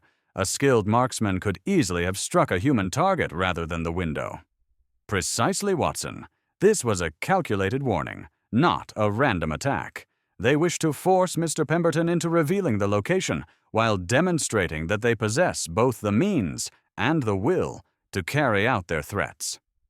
Holmes turned to our client with an expression of grim determination. "The reference to the ebony cane is particularly significant. Do you recall such an item among the Colonel's personal effects?" "Indeed I do," Pemberton replied, his brow furrowed in concentration. "A magnificent piece. African ebony with silver mountings and military engravings. It was bequeathed specifically to his faithful Batman, Jeremiah Blackwood, as mentioned in the codicil." "And where might this cane be found now?" "That is the peculiar thing, Mr. Holmes. When Blackwood came to collect his inheritance, he seemed almost indifferent to the monetary bequest, but insisted on examining the cane most carefully. He spent nearly an hour in my office, turning it over in his hands, testing its weight, even tapping it against the floor, as if listening for some particular sound. Holmes's eyes gleamed with sudden understanding. "Because the cane was hollow, Mr. Pemberton. The ebony guardian, mentioned in the Colonel's notation. The gemstones were never hidden in some distant warehouse. They were concealed within the walking stick itself, transported under the very noses of those who sought them." Then Blackwood was very likely one of our conspirators in disguise, probably Thornbury himself, given the physical description you provided. They obtained the cane 5 years ago, but something prevented them from accessing its contents immediately. Perhaps they lacked the proper tools, or feared that opening it prematurely might damage the stones within. The implications were staggering. Holmes continued his analysis with growing excitement. They needed the Colonel's notation to confirm that the cane indeed contained the treasure, and perhaps to provide specific instructions for accessing the hidden compartment without damaging its contents. The coordinates mentioned in the document may not reference a warehouse at all, but rather a location where the cane could be safely opened, perhaps a jeweler's workshop or metalsmith's establishment in Clerkenwell. A distant sound from the street below, the measured tread of approaching footsteps, caused Holmes to move swiftly to the undamaged portion of the window. His expression grew tense as he observed whatever lay beyond. "Watson, your revolver," he said quietly. "We have visitors approaching under cover of the fog, and I suspect they have grown weary of subtle methods." I checked my service weapon while Holmes extinguished most of the gas lamps, leaving only sufficient light to avoid complete darkness. The house seemed to hold its breath as we waited, every creak of settling timber magnified by the oppressive silence. "Mr. Pemberton," Holmes whispered, "you will remain in this room and lock the door behind us. Under no circumstances are you to emerge until you hear my voice specifically calling for you. These men have committed murder once and will not hesitate to do so again." The sound of the front door opening, apparently without the butler's assistance, confirmed Holmes's assessment of the situation. Soft footfalls in the entrance hall, moving with practiced stealth, suggested that our adversaries had finally abandoned their supernatural charade in favor of direct action. "The endgame approaches, Watson," Holmes murmured, his hand steady on his weapon. 5 years of planning and deception have led to this moment. Thornbury and Fenwick have revealed themselves at last, and they come not as ghosts, but as flesh and blood murderers intent on silencing the only witness to their crimes. The silent footsteps that had haunted the Pemberton household were about to become audible at last, and with them would come the final confrontation between justice and greed, between Holmes's methodical brilliance and the desperate cunning of men who had already killed once for their prize. The game was indeed afoot, and the stakes had never been higher. The profound silence that had settled over the Pemberton household carried within it the electric tension of impending violence. Holmes and I positioned ourselves on either side of the corridor, our backs pressed against the oak paneling, weapons drawn, and senses heightened to that peculiar state of alertness that precedes mortal combat. The gas lamps flickered dimly in their brackets, casting dancing shadows that seemed to mock the very real danger approaching through the darkened hallways below.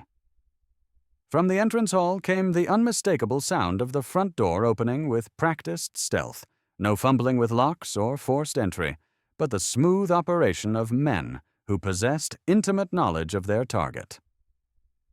Holmes's prediction had proven accurate. Our adversaries had finally abandoned their supernatural charade in favor of direct action. "2 sets of footfalls," Holmes whispered, his breath barely stirring the air beside my ear.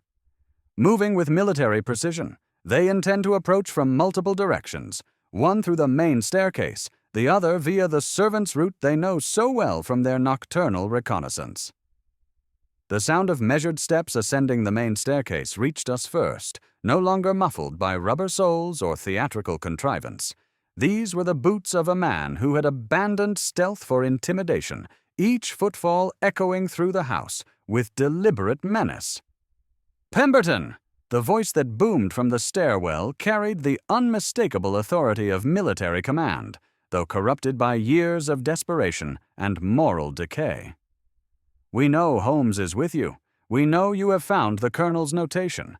Bring it out, and perhaps we can reach a civilized accommodation."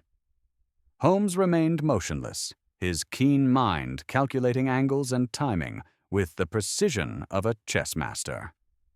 From somewhere behind us came the faint scratching of metal against metal. The second intruder was employing his lock-picking skills to gain access through the servant's entrance, just as he had done during his previous nocturnal visits. "Captain Thornbury, I presume," Holmes called out suddenly, his voice carrying that peculiar blend of courtesy and steel that I had learned to associate with his most dangerous moods. "Your reputation for dramatic entrances precedes you, though I confess myself disappointed that you chose to abandon your ghostly performances so precipitously." A harsh laugh echoed up the stairwell.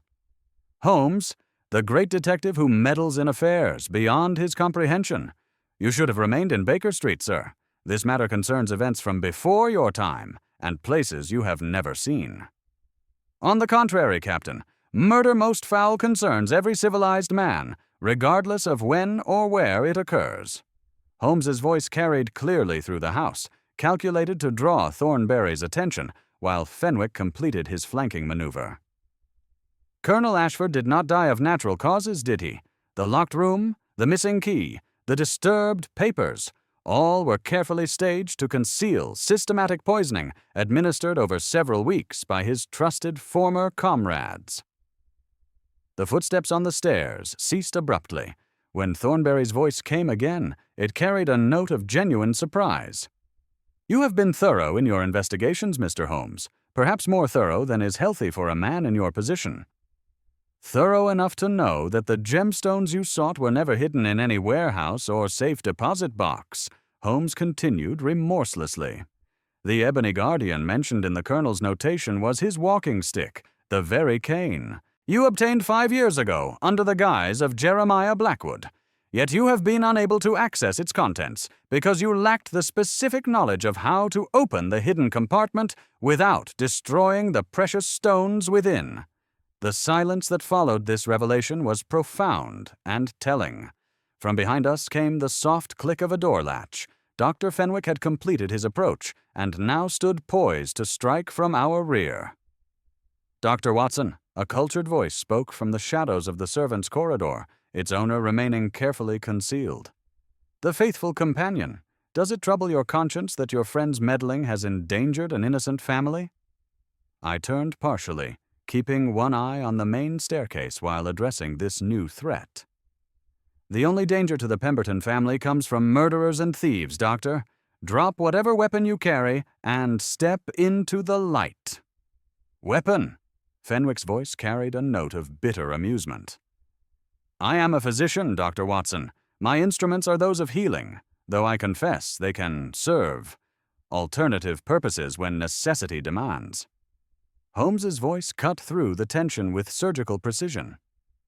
"Dr. Marcus Fenwick, formerly of the 66th Regiment of Foot, cashiered for unauthorized experimentation with anesthetic compounds. Your instruments of healing included the alkaloid poisons you used to systematically weaken Colonel Ashford's mind while preserving just enough lucidity for him to sign the forged codicil." "The Colonel was a thief!" Thornbury's voice exploded from the stairwell, his military composure finally cracking. "He claimed to have returned the Maharaja's treasure to the proper authorities while keeping the finest pieces for himself.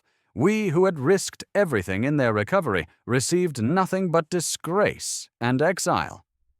"So you murdered him," I said, unable to contain my revulsion. "An old man, defenseless in his own home." "We reclaimed what was rightfully ours," Fenwick replied coldly. "Though I admit the execution was less than perfect. The Colonel proved more cunning than we anticipated, concealing the location of the stones, even as his mind deteriorated under my careful ministrations." Holmes had been listening to this exchange with growing intensity, and now he played his masterstroke. "Your 5-year search has been in vain, gentlemen. The ebony cane you prize so highly is no longer in your possession. While you have been terrorizing the Pemberton household with your theatrical manifestations, Scotland Yard has been conducting a rather more productive investigation into your activities. This statement, a calculated bluff delivered with absolute conviction, had the desired effect. Urgent whispers echoed from both directions as our adversaries conferred in obvious panic. "You're lying," Thornbury snarled, though uncertainty crept into his voice. "The cane has been secure for 5 years." "Has it? Two desperate men, constantly moving, never fully trusting one another, each fearing the other might attempt to claim the prize alone. Tell me, Captain, where exactly have you kept this invaluable artifact? In Dr. Fenwick's questionable medical establishment? In whatever squalid lodgings you currently inhabit? Your paranoid caution has made the cane vulnerable to interception." The psychological warfare was having its intended effect, but I could sense that our adversary's patience was rapidly approaching its limit. Desperate men cornered in unfamiliar territory are capable of unpredictable and violent actions.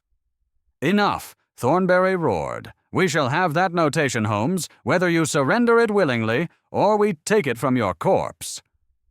The sound of rapid footsteps on the stairs signaled the end of negotiation and the beginning of violence.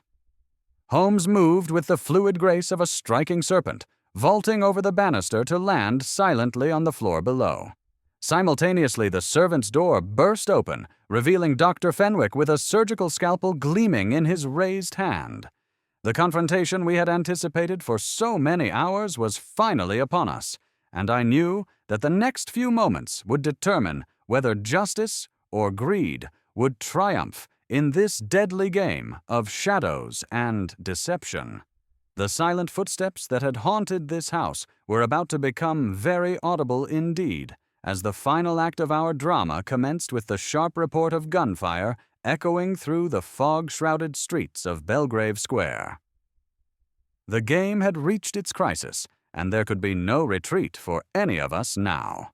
The narrow corridor erupted into violence with the sudden fury of a thunderclap.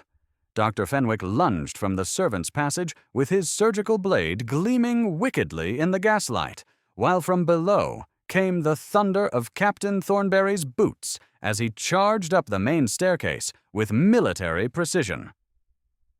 For one crystalline moment, time seemed suspended as death approached from two directions simultaneously. My service revolver cracked sharply, the bullet splintering the doorframe inches from Fenwick's head. The former military surgeon stumbled backward, his pale eyes wide with shock, but desperation drove him forward again with renewed fury. His scalpel described a vicious arc toward my throat, forcing me to deflect the blow with my forearm while maintaining my grip on the weapon. "Drop it, Doctor," I commanded, though the warm trickle of blood from where his blade had sliced through my coat sleeve reminded me of his deadly skill. "I have no wish to shoot a medical man, but you leave me little choice." Simultaneously, the sounds of fierce combat echoed from the entrance hall below. Holmes had anticipated Thornbury's charge with characteristic foresight, positioning himself at the base of the stairs, where the captain's military training would be, neutralized by the confined space. The crash of overturning furniture and the sharp impact of bodies against walls spoke of a desperate struggle between two men fighting for their very lives. Fenwick's response to my warning was to reach for his coat pocket with his free hand, his movements suggesting additional weapons concealed about his person. I fired again, deliberately low, the bullet splintering the floorboard at his feet. This time the warning achieved its intended effect. The scalpel clattered to the oak planking as he raised his hands in reluctant surrender, though his eyes burned with undiminished malice. "Watson!" Holmes's voice carried a note of urgent alarm from below. "He's broken through! Protect Pemberton!" Indeed, Thornbury's apparent engagement with Holmes had been a tactical feint. The wily captain had used his superior size and strength to break free from my friend's grasp, hurling himself toward the study door with the full weight of his considerable frame. The sound of splintering wood announced his success in breaching the barrier that had protected our client. Leaving the wounded Fenwick under the watchful eye of the butler, who had emerged from concealment armed with a substantial poker, I rushed to assist Holmes. We burst through the shattered doorway to discover a scene that chilled my blood. Thornbury held Pemberton by the throat, the solicitor's face already darkening from lack of air, while the captain's service revolver pressed against our client's temple. "Stand back, Holmes!" Thornbury snarled, his weathered features contorted with rage and desperation. 5 years I've waited for this moment. The notation, or this man dies where he stands. Holmes raised his hands in apparent surrender, though I recognized the calculating gleam in his gray eyes that indicated his remarkable mind was working at furious speed. "Captain Thornbury, you were once a soldier of the Queen, a man of honor, however tarnished that honor may have become. Surely you do not wish to compound your crimes with the murder of an innocent man." "Honor?" Thornbury's laugh was bitter as winter wind. "I sacrificed my honor, my career, and my future for a colonel who betrayed every man who served under him. Ashford promised we would share equally in the spoils of our Afghan service, yet he kept the finest pieces for himself, while Fenwick and I faced disgrace and exile." "The colonel's betrayal does not justify murder," Holmes replied quietly, taking an almost imperceptible step forward. "You were soldiers once, men who served the crown with distinction. That man you hold has committed no crime, save executing his professional duties with integrity." For a heartbeat, I thought Holmes's appeal might succeed. Thornbury's grip on Pemberton loosened fractionally, and uncertainty flickered across his battle-scarred features. But then his expression hardened once more, the revolver pressing more firmly against our client's skull. "Redemption is for those with futures, Holmes. Mine ended 5 years ago in that locked library. Now produce the notation, or I swear by all that's holy, I shall paint these walls with this innocent's blood." Holmes's hand moved slowly toward his waistcoat pocket, withdrawing the yellowed document that had precipitated this final confrontation. "Very well, Captain. The notation is yours. But tell me, have you considered that the colonel may have prepared one final deception for those who sought to steal his treasure?" Thornbury's eyes narrowed with suspicion, even as his free hand reached greedily for the paper.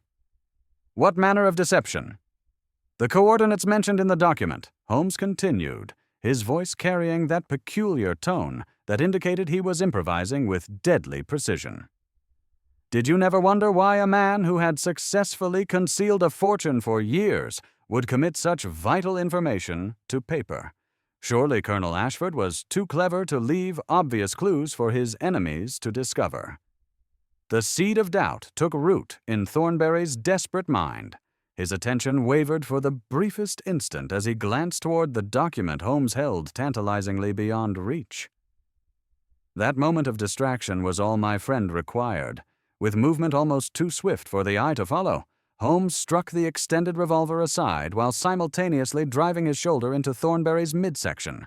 The captain's weapon discharged harmlessly into the ceiling, filling the study with acrid smoke and the deafening report of gunfire. Pemberton collapsed to the floor, gasping for precious air as Holmes and Thornbury crashed against the mahogany desk in a tangle of limbs. The former cavalry officer's military training served him well in close combat, but Holmes possessed advantages that more than compensated for any disparity in size or strength.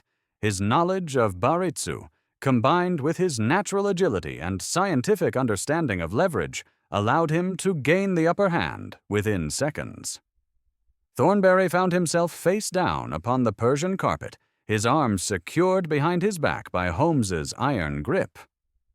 "Watson, if you would be so kind as to summon the constables who should be waiting in the square," Holmes said with remarkable composure, though his breathing remained somewhat labored from the exertion. "Inspector Lestrade received my telegram some hours ago, and has maintained surveillance of the house since dusk. I anticipated our adversaries might attempt something dramatic this evening." As if conjured by his words, the sound of police whistles and heavy boots upon the stairs announced the arrival of Scotland Yard's finest. Inspector Lestrade himself appeared in the doorway, his expression torn between relief and his characteristic exasperation with Holmes's methods.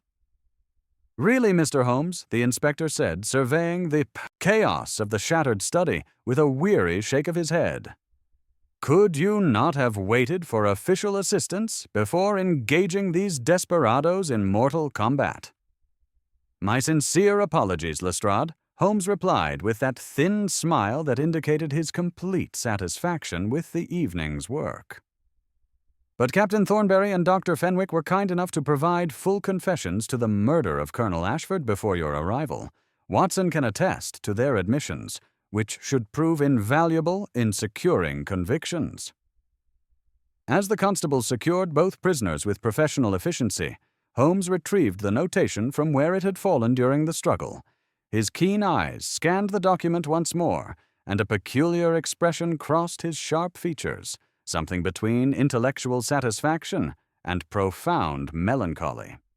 "The coordinates are genuine," he announced, addressing Thornbury directly with clinical detachment. "They reference the workshop of one Samuel Goldstein, a master metalworker in Clerkenwell, where Colonel Ashford commissioned the ebony cane to be crafted with its ingenious hidden compartment. However, I fear you gentlemen have been pursuing a prize that is no longer within your reach." Thornbury's face went ashen. "Impossible. The cane, we've guarded it for 5 years. Has been resting rather comfortably in an evidence room at Scotland Yard since this afternoon," Holmes interrupted with evident satisfaction. "You see, Captain, your decision to entrust the cane to Mr. Goldstein for examination last month proved to be a fatal error. When my inquiries began to touch upon metal workers in Clerkenwell, the good man's memory proved excellent, and his son reads the illustrated papers with admirable attention to detail. The description of your mysterious commission matched perfectly with our investigation." Dr. Fenwick, who had been brought down under guard, gave a strangled cry of anguish. "5 years," he whispered, his face crumpling with the weight of absolute defeat. "5 years of planning, waiting, searching, all for nothing." "Not for nothing, Doctor," Holmes corrected with cold precision. "Your efforts have succeeded admirably in securing you both comfortable accommodations in Her Majesty's prisons for the remainder of your natural lives. Murder most foul does not go unpunished, regardless of the time that has elapsed since the crime." As the prisoners were led away, their shoulders bowed under the crushing weight of their catastrophic failure, Holmes turned his attention to the trembling Pemberton. The solicitor's hand still shook from his ordeal, but profound gratitude shone in his eyes as he regarded his savior. "How can I ever repay you, Mr. Holmes? You have saved not only my life, but restored peace to my household and family." "Your testimony at the trial will be payment enough," Holmes replied with uncharacteristic gentleness. "Justice will be served, and 2 murderers will face the full consequences of their crimes. That is sufficient reward for any honest detective." Lestrade, who had been overseeing the removal of evidence, approached us with a leather case in his hands. "The ebony cane, Mr. Holmes. Goldstein confirmed that it contains a hidden compartment, though he was unable to open it without the specific sequence mentioned in the Colonel's notation." Holmes examined the magnificent walking stick with evident appreciation for its craftsmanship. The African ebony was polished to a mirror finish, its silver mountings bearing intricate military engravings that spoke of campaigns in distant lands. "The ebony guardian, indeed," he murmured. "It has kept its secrets well." "And the contents?" I asked, though I suspected I knew the answer. "Will be determined by proper authorities, and if they prove to be the Maharaja's missing gemstones, returned to their rightful owners in India," Holmes declared firmly. "The treasure that cost Colonel Ashford his life and condemned 2 men to murder will finally serve justice rather than greed." As we prepared to depart Belgrave Square, the fog had lifted entirely, revealing a sky brilliant with stars that seemed to celebrate the restoration of order. The oppressive atmosphere that had haunted the Pemberton household was gone, replaced by the blessed calm of peace restored. "A most satisfactory conclusion, Watson," Holmes remarked as we settled into a waiting hansom, though I confess the case presented certain unique features: the mechanical contrivances, the psychological warfare, the systematic poisoning of the colonel. It was a conspiracy of remarkable sophistication, worthy of better men pursuing nobler ends. "The silent footsteps will trouble the household no more," I observed, watching the gaslit windows of Belgrave Square fade into the distance. Indeed, the phantom walkers have been revealed as flesh-and-blood murderers, their supernatural terror exposed as mere theatrical deception designed to conceal very earthly crimes. Holmes lit his pipe, the flame illuminating his aquiline features in the darkness of the cab. Yet there remains something profoundly melancholy in witnessing courage and intelligence so thoroughly corrupted by avarice. Thornbury was once a brave officer, Fenwick a skilled surgeon. Had they chosen honor over greed, they might have left worthy legacies behind them. Instead, they will be remembered only as murderers and thieves. Precisely, Watson. The line between hero and villain is often drawn, not by ability or circumstance, but by the fundamental choices men make when faced with moral tests. It is perhaps the only truly decisive element in determining a man's ultimate character. As our cab rattled through the London streets toward the familiar comfort of Baker Street, I reflected upon the extraordinary events that had brought this case to its resolution. The silent footsteps that had terrorized an innocent family were stilled forever, their mysteries solved through the application of pure logic and methodical deduction. Yet in the vast, teeming organism that was London, other mysteries already stirred in the shadows, waiting for the one man in all the city who possessed the unique combination of intellect and moral courage necessary to bring them into the light.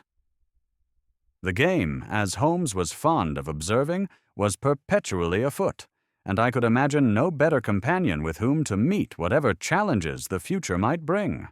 The familiar comfort of our Baker Street lodgings welcomed us like an embrace from civilization itself as we returned in the gray hours before dawn.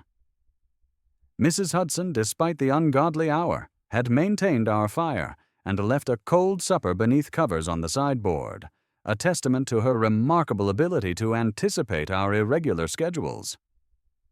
Holmes settled into his worn leather chair with the profound satisfaction of a man who had successfully unraveled a particularly intricate puzzle, while I attended to the minor wound on my forearm with the automatic efficiency of long medical practice. "You will wish to record this affair for posterity, Watson," Holmes observed, lighting his pipe with deliberate ceremony. "Though I suspect you may choose to moderate certain details for the sensibilities of your readers. The systematic poisoning of Colonel Ashford was rather more methodical and cold-blooded than your audience typically appreciates in their evening entertainment." I drew out my notebook, eager to capture the essential details while they remained fresh in memory. The night's exertions had left me more fatigued than I cared to admit, yet my mind remained sharp with the peculiar energy that follows a successful conclusion to a dangerous case. "The mechanical aspects of their deception continue to fascinate me," I remarked, settling into my chair with grateful relief. The silent footsteps. How precisely did they achieve such a specific and terrifying effect? To create the sound of creaking floorboards without the impact of actual footfall seemed a physical impossibility. Holmes's eyes gleamed with the satisfaction of a conjurer revealing his most impressive trick. "Elementary physics, Watson, applied with diabolical ingenuity. You recall the floor refinishing work that Pemberton mentioned, undertaken 6 weeks before the manifestations began? Thornbury and Fenwick, drawing upon their military engineering background, used that opportunity to install a series of carefully positioned wooden wedges and spring mechanisms between the floor joists." He gestured with his pipe stem, sketching the mechanism in the air. "By manipulating thin cables running through the hollow space behind the wainscoting, accessible through the hidden panel we discovered, they could activate these wedges in Sequence, causing upward pressure against specific floorboards. The wood would groan and creak under the strain, perfectly mimicking the complaints of timber bearing a man's weight. Yet because the pressure originated from below, there was no sound of shoe leather striking the surface. "Remarkable," I breathed, appreciating the elegant simplicity of the deception. "And the chemical odor? The ether we detected?" "Lubricant for the mechanism, no doubt, combined with whatever compounds Fenwick employed in his nocturnal chemical work. The entire apparatus was designed to keep the household in a state of nervous exhaustion, ensuring that Pemberton would be too distracted to notice the methodical searching of his study. They sought the very document that ultimately led to their downfall, the Colonel's notation regarding the cane. As if summoned by his words, Inspector Lestrade appeared at our door, bearing a leather case that contained the object of so much misery and bloodshed. "The ebony walking stick, Mr. Holmes," he announced with evident satisfaction. Goldstein confirmed its construction, though he was unable to access the hidden compartment without the specific sequence you provided. Holmes accepted the magnificent cane with reverent care, running his long fingers over the polished ebony shaft and intricate silver mountings. "The ebony guardian that Colonel Ashford mentioned in his notation. A beautiful piece of craftsmanship, yet it served as both treasure vault and tomb for honor itself." He consulted the yellowed document we had recovered from Pemberton's study, his keen eyes deciphering the cryptic military coordinates. "The Colonel's final masterstroke, Watson.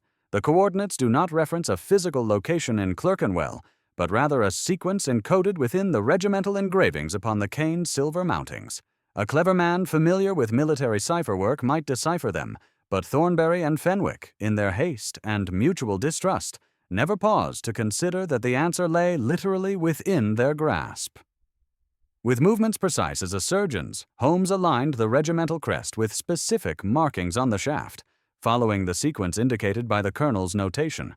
A twist to the left, pressure upon a seemingly decorative element, and finally a careful rotation of the handle itself. There was a soft, metallic click, followed by the whisper of escaping air that had been sealed within for 5 long years. The handle separated from the shaft with smooth precision, revealing a hollow cavity lined with black velvet. Holmes inverted the tube over our table, and a cascade of crimson fire spilled onto the white linen cloth. I gasped in pure amazement. There, gleaming in the firelight like drops of crystallized blood, lay a dozen uncut rubies of extraordinary size and quality.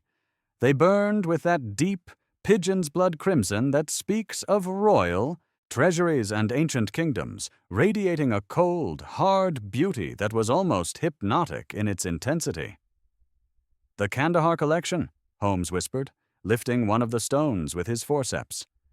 "Looted from a Maharaja's treasury during the chaos following our Afghan campaigns, appropriated by a colonel who believed his service entitled him to such rewards, and sought by 2 murderers who destroyed their souls in pursuit of them. I estimate there are perhaps £50,000 worth of gems upon this table, Watson, enough to purchase a country estate or secure a seat in Parliament." "And instead they purchased only death and disgrace," I observed, unable to tear my gaze from the mesmerizing stones.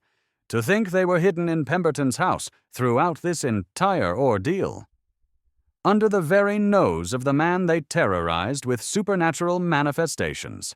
There is a certain grim irony in it, is there not?" Holmes carefully returned the rubies to their velvet-lined sanctuary and reassembled the cane with decisive precision.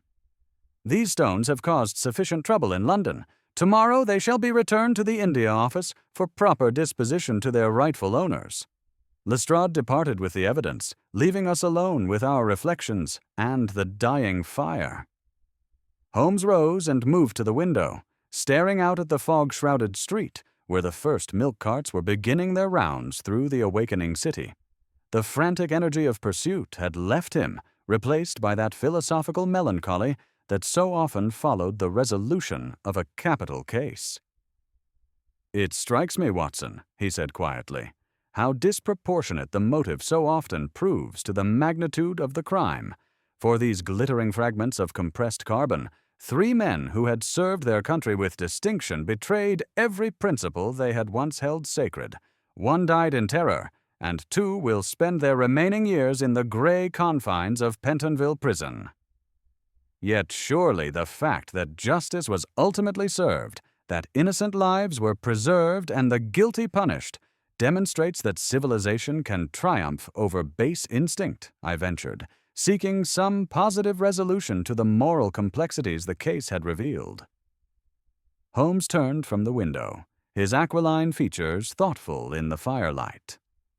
"Perhaps, my dear fellow, or perhaps we are merely gardeners in a vast, overgrown wilderness, trimming back the weeds of wickedness so that a few flowers of virtue may struggle toward the sun.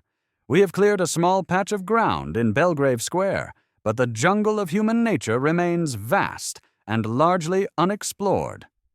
He moved to his violin case, seeking the solace of music that served as his truest relaxation.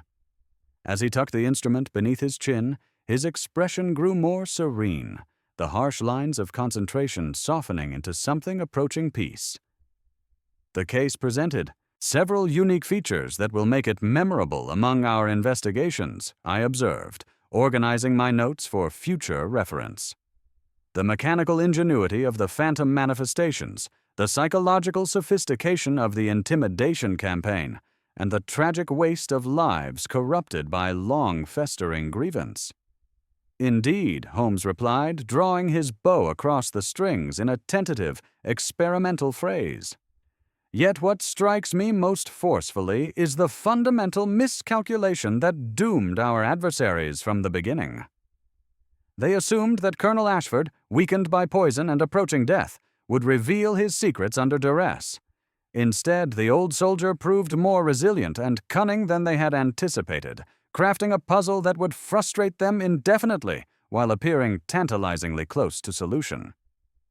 The room filled with the haunting strains of a Bach partita, the complex mathematical beauty of the composition, providing a perfect counterpoint to the moral complexities we had just witnessed.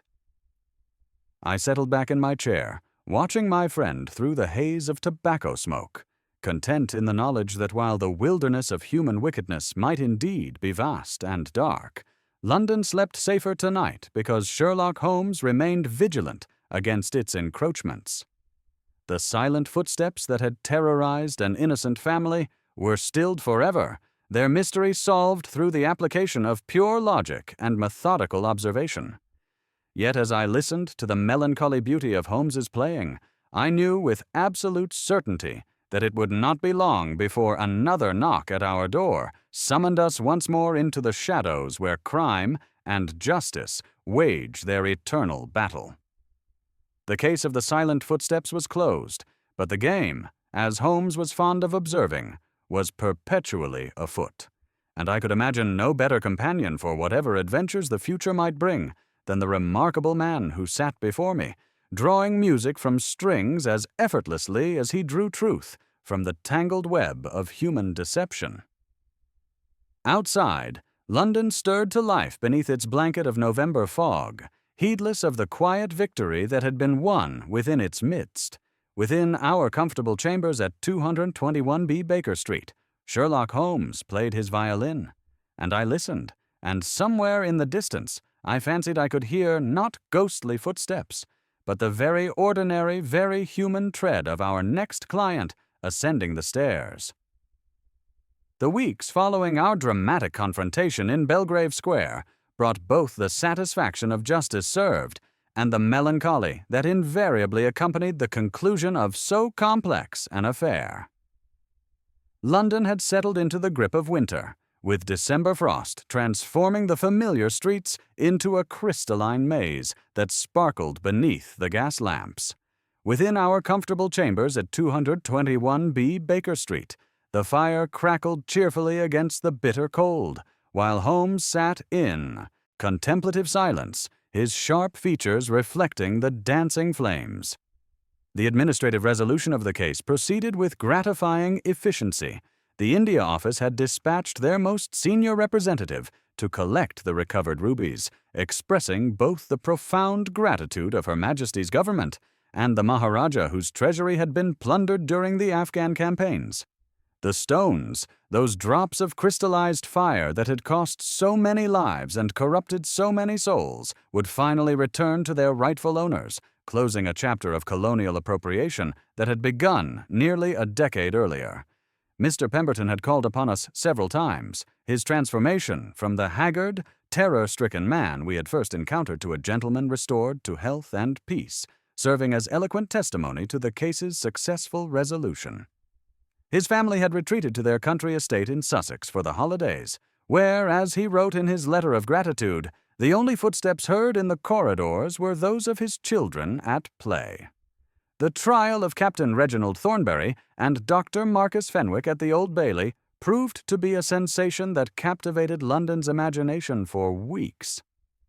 I attended at Holmes's side, watching with a mixture of fascination and horror, as two men who had once served their country with distinction stood in the prisoner's dock, their past honor overshadowed by their present infamy.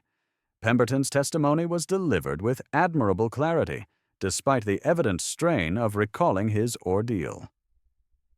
Inspector Lestrade's evidence regarding the mechanical contrivances, the hidden passages, and the recovered correspondence proved devastatingly thorough. When Holmes took the witness box, his cool, methodical recitation of the deductive process that had unraveled their conspiracy carried a weight that no rhetoric could match. It was Dr. Fenwick who broke first under the pressure of cross-examination. His composure crumbled entirely as he described, in a voice hoarse with despair, the gradual corruption of their original grievance into something monstrous. "There was a time," he said, staring not at judge or jury, but at the courtroom floor, "when I believed myself a healer. I set bones, I stanched blood, I pulled men back from death on dusty Afghan hillsides. It was Ashford's betrayal that showed me the absurdity of such sacrifices. Why should a man spend his life mending others only to be cast off with nothing, while another hoarded the rewards of their shared peril?" His confession of the systematic poisoning, administered in carefully calculated doses over weeks to cloud the colonel's mind without immediately killing him, revealed the clinical precision with which he had perverted his medical knowledge. "I believed he would reveal the hiding place before the end," Fenwick whispered. "He never did. The old soldier was stronger than we knew." The jury returned. Their verdict, with scant hesitation, guilty of willful murder, in concert and with premeditation. Both men received sentences of life imprisonment, though certain influential petitions resulted in commutation from the death penalty originally pronounced.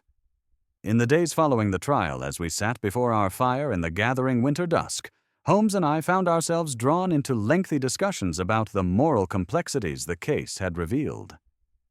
"You are troubled by something," I observed one evening, noting his unusually contemplative mood. "Justice has been served, innocent lives preserved, yet you seem dissatisfied." Holmes stirred from his reverie, his gray eyes reflecting the firelight. "Not dissatisfied, Watson, merely contemplative. The case presented a fascinating study in the deterioration of character under perceived injustice. Thornbury and Fenwick were not born murderers. They were created by circumstances, choices, and the corrosive effects of resentment nursed over years. Surely that does not excuse their crimes." "Excuse? No. Explain? Perhaps." He began that restless pacing that indicated his mind was working through complex moral territory. "Consider their position.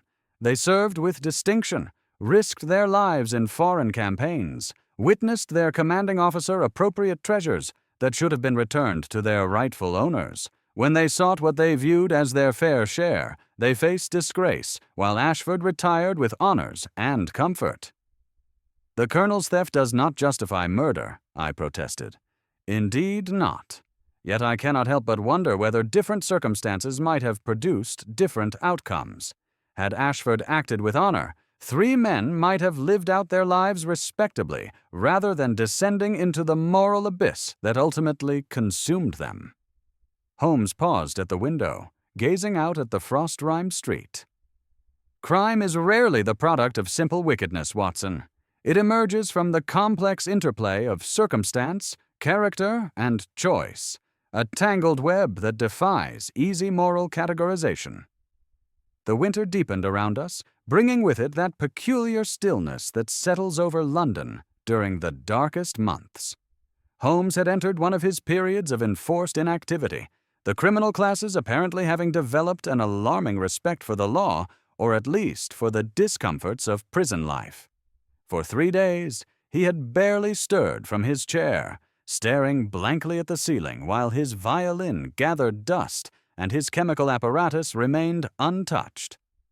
"My mind rebels at stagnation," he declared one afternoon, rising to pace the room with the restless energy of a caged panther. "Give me problems, give me work, give me the most abstruse cryptogram or the most intricate analysis, and I am in my proper atmosphere, but I abhor the dull routine of existence. Is there no crime left in this sprawling metropolis?" As if summoned by his complaint against the quietude of our existence, a cab rattled to a halt on the street below, driven with reckless speed through the icy streets. The doorbell's sharp peal echoed through the house, not a polite summons but a frantic, continuous ring that spoke of desperate urgency. Holmes straightened immediately, his lethargy vanishing like morning mist. "A heavy man, Watson," he murmured, cocking his head to listen to the approaching footsteps. "Carrying a burden on his left side. Observe the uneven tread. He is in extreme agitation, yet he pauses at the landing to compose himself. This is no ordinary messenger." The door burst open to reveal a large, red-faced man in railway commissionaire's uniform, gasping for breath and clutching his cap in trembling hands. "Mr. Holmes, Mr. Sherlock Holmes, for the love of God, sir, you must come at once to Victoria Station, the boat train from Dover. Something has been found in the first-class compartment, something that defies all reason." Holmes turned to me, that familiar gleam of intellectual hunger blazing in his eyes, his entire being revitalized by the promise of a fresh puzzle. "The coat, Watson!" he cried, reaching for his ulster, "and the heavy stick. It seems our period of contemplation is at an end." As we prepared to depart, I glanced back at our comfortable sitting room, where the ghost of the Pemberton case still lingered in my carefully written notes. The silent footsteps had been explained, their mystery solved through methodical deduction and careful observation. Yet somewhere in the vast complexity of London, other mysteries stirred in the shadows, waiting for the one man who possessed the unique combination of intellect and moral courage necessary to bring them into the light. "The silent footsteps are silenced forever, Watson," Holmes said as we descended into the bitter evening air. "But the game, the great game, is most definitely afoot." We climbed into the waiting hansom, leaving the warmth of Baker Street for the chill promise of adventure. The case of the silent footsteps was closed, filed away among the many others in Holmes's remarkable mental index, but London's criminal underworld never slept, and neither, it seemed, would we. The fog swirled around our cab as we rattled through the darkened streets toward Victoria Station, and whatever impossible mystery awaited us there. Behind us lay the satisfaction of justice served and innocence protected. Ahead lay the eternal promise of new puzzles to solve and new wrongs to right. In my dispatch box, the complete record of The Case of the Silent Footsteps would join its companions, another testament to the remarkable abilities of Sherlock Holmes, and another reminder that in our fog-bound city, the strangest apparitions yield most readily to nothing more supernatural than a clear eye, a trained mind, and the unwavering pursuit of truth.